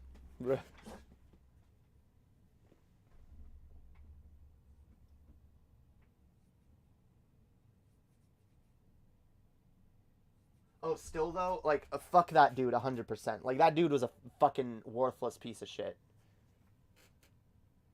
That dude was a worthless fucking human being. All right? Yeah, no. Like, I don't feel bad for punching him, especially like it wasn't even that hard, but like, was it justified? No, not really. So are you a fighter type of person? I mean, I literally, well, okay, like I literally just finished telling y'all the only 2 times I've gotten into a fight, and that third time was probably the only time I ever assaulted someone outside of a sacking war that I could not avoid being a part of. So I'm really not a fighter, and I've never been. But no, in that moment, I really just felt like I was justified. I was like, what? He fucked your sister. You have to kill him. Like, in my mind, I probably would have thought killing him was justified in that moment, too. Like, I was probably that far gone. Hey, I was being a good, upstanding Christian, okay? I was being a good, upstanding Christian. Defending my sister from a pervert, yo. From degeneracy.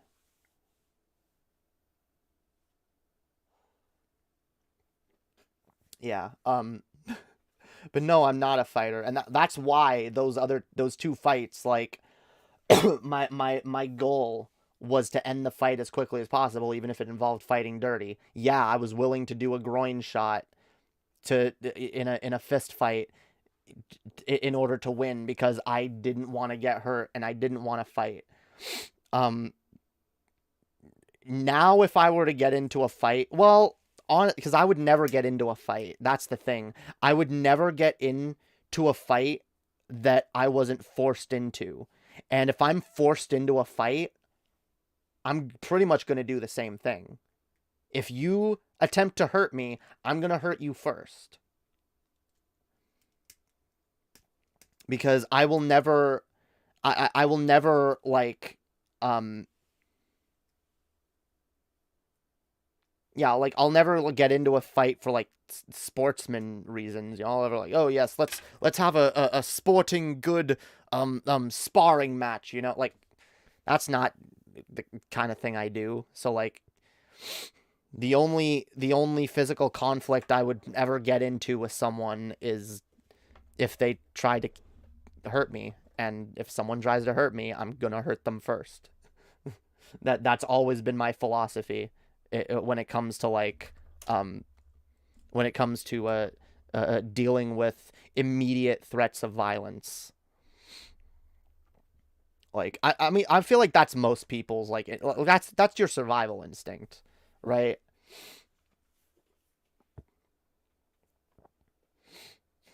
It's like, well, I guess that's fair if the fight isn't voluntary. Well, that's the thing. Both times that happened, I didn't feel like the fight was voluntary. I mean, the first time it probably definitely was. That's why I said the first time I did it, it was probably way less justified. Because that dude at church, and people did tell me after, they were like, dude, they were like he wasn't actually gonna hurt you. Like, he's all talk. And I realized that later. And I'm pretty sure I was on better terms with that dude by the time I left that church. So we weren't friends or anything, but I don't think he hated me anymore. Maybe that's what needed to happen. I needed to kick his ass, so. I've never liked being a violent person, though. I've never liked it. I've never liked hurting people or causing pain, like, or inflicting. I just don't like it. It's not fun for me. In fact, like, I can't hurt someone without feeling intensely guilty. And that's whether I'm hurting someone physically or emotionally.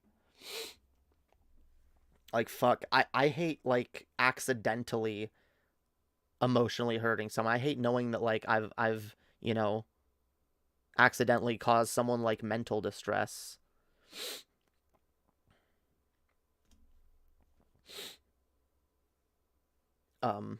But yeah, sometimes that's gonna happen, though. Sometimes it's unavoidable. Sometimes you get into conflicts with people and shit gets ugly. That's why that's why I went with mercy, because I recognize that I'm never gonna always be good, kind, just, and moral. I'm never gonna always do the right thing, but at the end of the day, you've got to at least be willing to have mercy. So I will say, like, I'm the kind of person that if I was fighting someone for my life, someone who I believed was very imminently about to kill me, and I got to the place where I got the upper hand and I had them in submission, I wouldn't kill them, or even like that, like, I wouldn't even want to, like, hurt them beyond, like, just stopping them from hurting me, because generally I do not like inflicting pain. I really don't. I really don't. I don't know how some people do. I don't get sadists, because it's like, I don't like hurting people. I know what it's like to be hurt. And I can picture myself feeling that exact pain. So why am I going to inflict it onto others?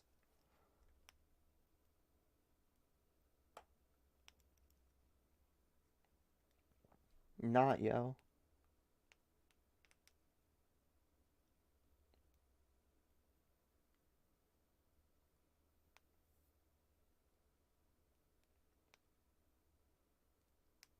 God damn it. Oh, it's dead. That's why. That's why.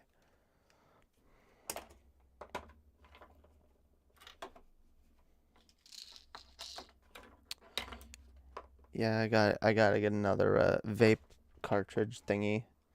God damn it. Donate, y'all. Donate. Streamlabs link down below. Even if y'all are watching this after, yo. Did y'all know that if you're watching the stream after, that you can still also donate? Or become patrons? That's true, yo. We need more patrons. We need more patrons. I gotta start adding stuff to the Patreon. We're gonna do that real soon. Which, oh, I just realized it's almost the end of the month. All right, next Saturday's stream is gonna be a drunk stream then. All right, cause yeah, I gotta do the drunk stream. Like I've said before, drunk streams are now public. They're not patron only anymore. So hell yeah. Everyone is welcome to join for the drunk stream, but we also do call-ins at some point. We don't do call-ins at the beginning of those shows. We do them like halfway through. But if you are a patron, you get special VIP access to the call-in room, and you get the ability to get priority call-ins as well as the chance to possibly call in multiple times. Unless you get booted. I reserve the right to boot anyone. But yeah, go check that out. It also gives you access to a lot of my old private shows that are not public yet. I've actually got to go through some of my private shows. Some of them might stay private, but some of them I'm going to make public. I think probably just some of the best ones I'm going to make public.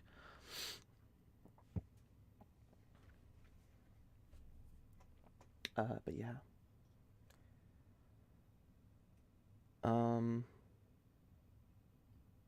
I tell this story more often than I thought I would. I had a close call with a quarterback in senior year over false rumors, and his brother saved me. Damn. Yeah, you gotta watch out for those quarterbacks, yo. They can be dangerous, yo. Testosterone-fueled, aggressive males with a propensity for violence. You gotta watch it. I just realized I need femme boots. Yeah, me too, yo. The only boots I have are, like, really old.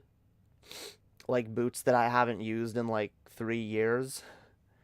And that were already shitty then, so...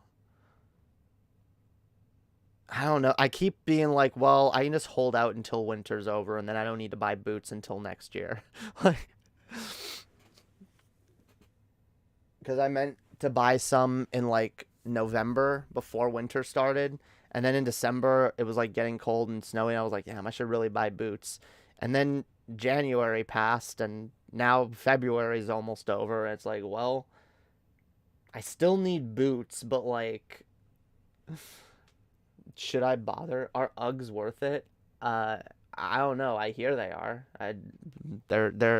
They're pretty popular with the white bitches around here, as well as the non-white bitches. They're just popular. I have never worn a pair, so I have no clue.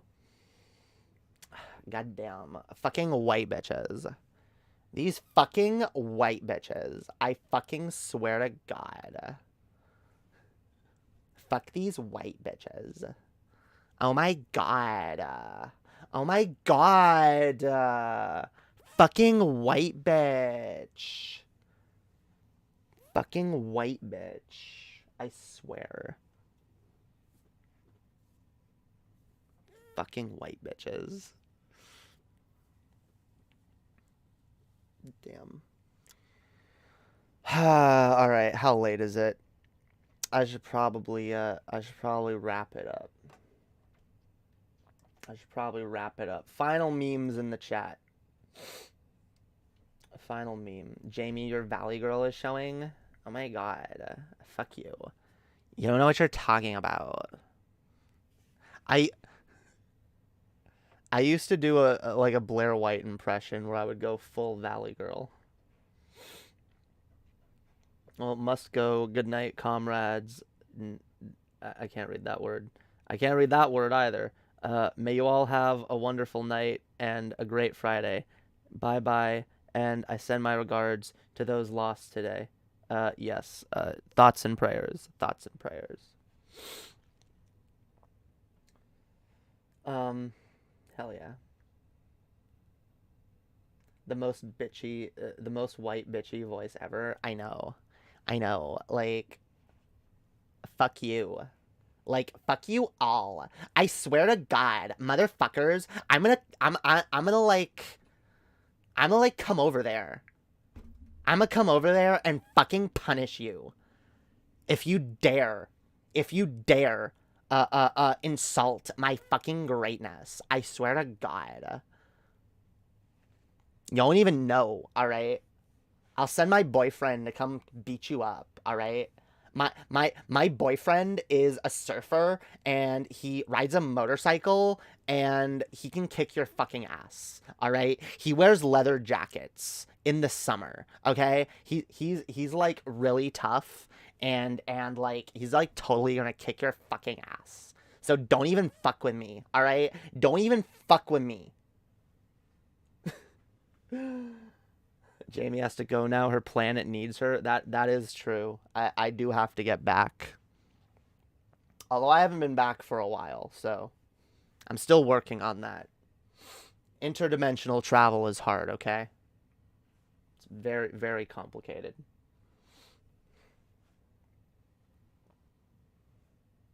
Oh my God.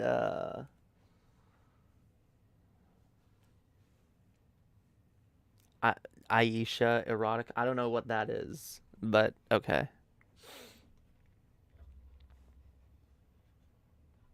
I assume it's something that white dudes jerk off to. I'm sorry. I'm never gonna stop with like the white people jokes. It's never gonna stop. Not unless YouTube makes it illegal. Freeze peach, motherfuckers. Freeze peach. Freeze peach. See, part of me wants to end. Like, I see. You guys suck. Well, not you guys. The people that aren't here suck. Because, like, sometimes, like, I have no energy and, like, a bunch of people are here and they want me to keep going. And I'm like, nah, I really got to end. And then other times I have a lot of energy and I want to keep going. But then it's like, there's not a lot of people here and I've been streaming a while and I probably should end. I wish YouTube chat was consistent. I don't know why I complain. I'm like the least consistent person in the world. All right. We've had a fun stream, though, guys. We've had a fun stream. I appreciate all of y'all showing up and being super poggers, super dope. And yeah, we'll see you guys on Saturday. Cause Saturday I'm gonna do my my drunk stream. All right, we're gonna do the drunk stream and drunken Collins. All right. Join the Patreon if you want early access to Collins and other little perks and benefits in the server, and access to exclusive content that's not public, some of which is watchable, or some of it's actually good, yeah, so it's actually pretty good. So yeah, go check that shit out. All right, really helps me out, helps me out a lot, helps pay the fucking bills, helps keep the fucking lights on. You patrons out there are especially the most important supporters of this channel, and I appreciate each and every one of you, including John D, Bill P, Laura M, Blaine H, Lame Duck, Frack Skull, Bethany P, Sev Obsden, Zerdav, Miss Elena Fox, Kaonian, Troy S, Zale Nursong, Graham Dolph, Christian G, Hyun TJ's undiagnosed cancerous tumor, Rose Black, and Billy Goat. Thank you, all of you amazing, wonderful patrons. You guys are what keeps me being able to do this shit, and I appreciate all of you. And I appreciate everyone else as well. And I hope you all have a wonderful, amazing, gorgeous fucking night. Y'all stay Gucci. Take care of yourselves. And I'll see you next time, guys. Have a great night, guys. Bye.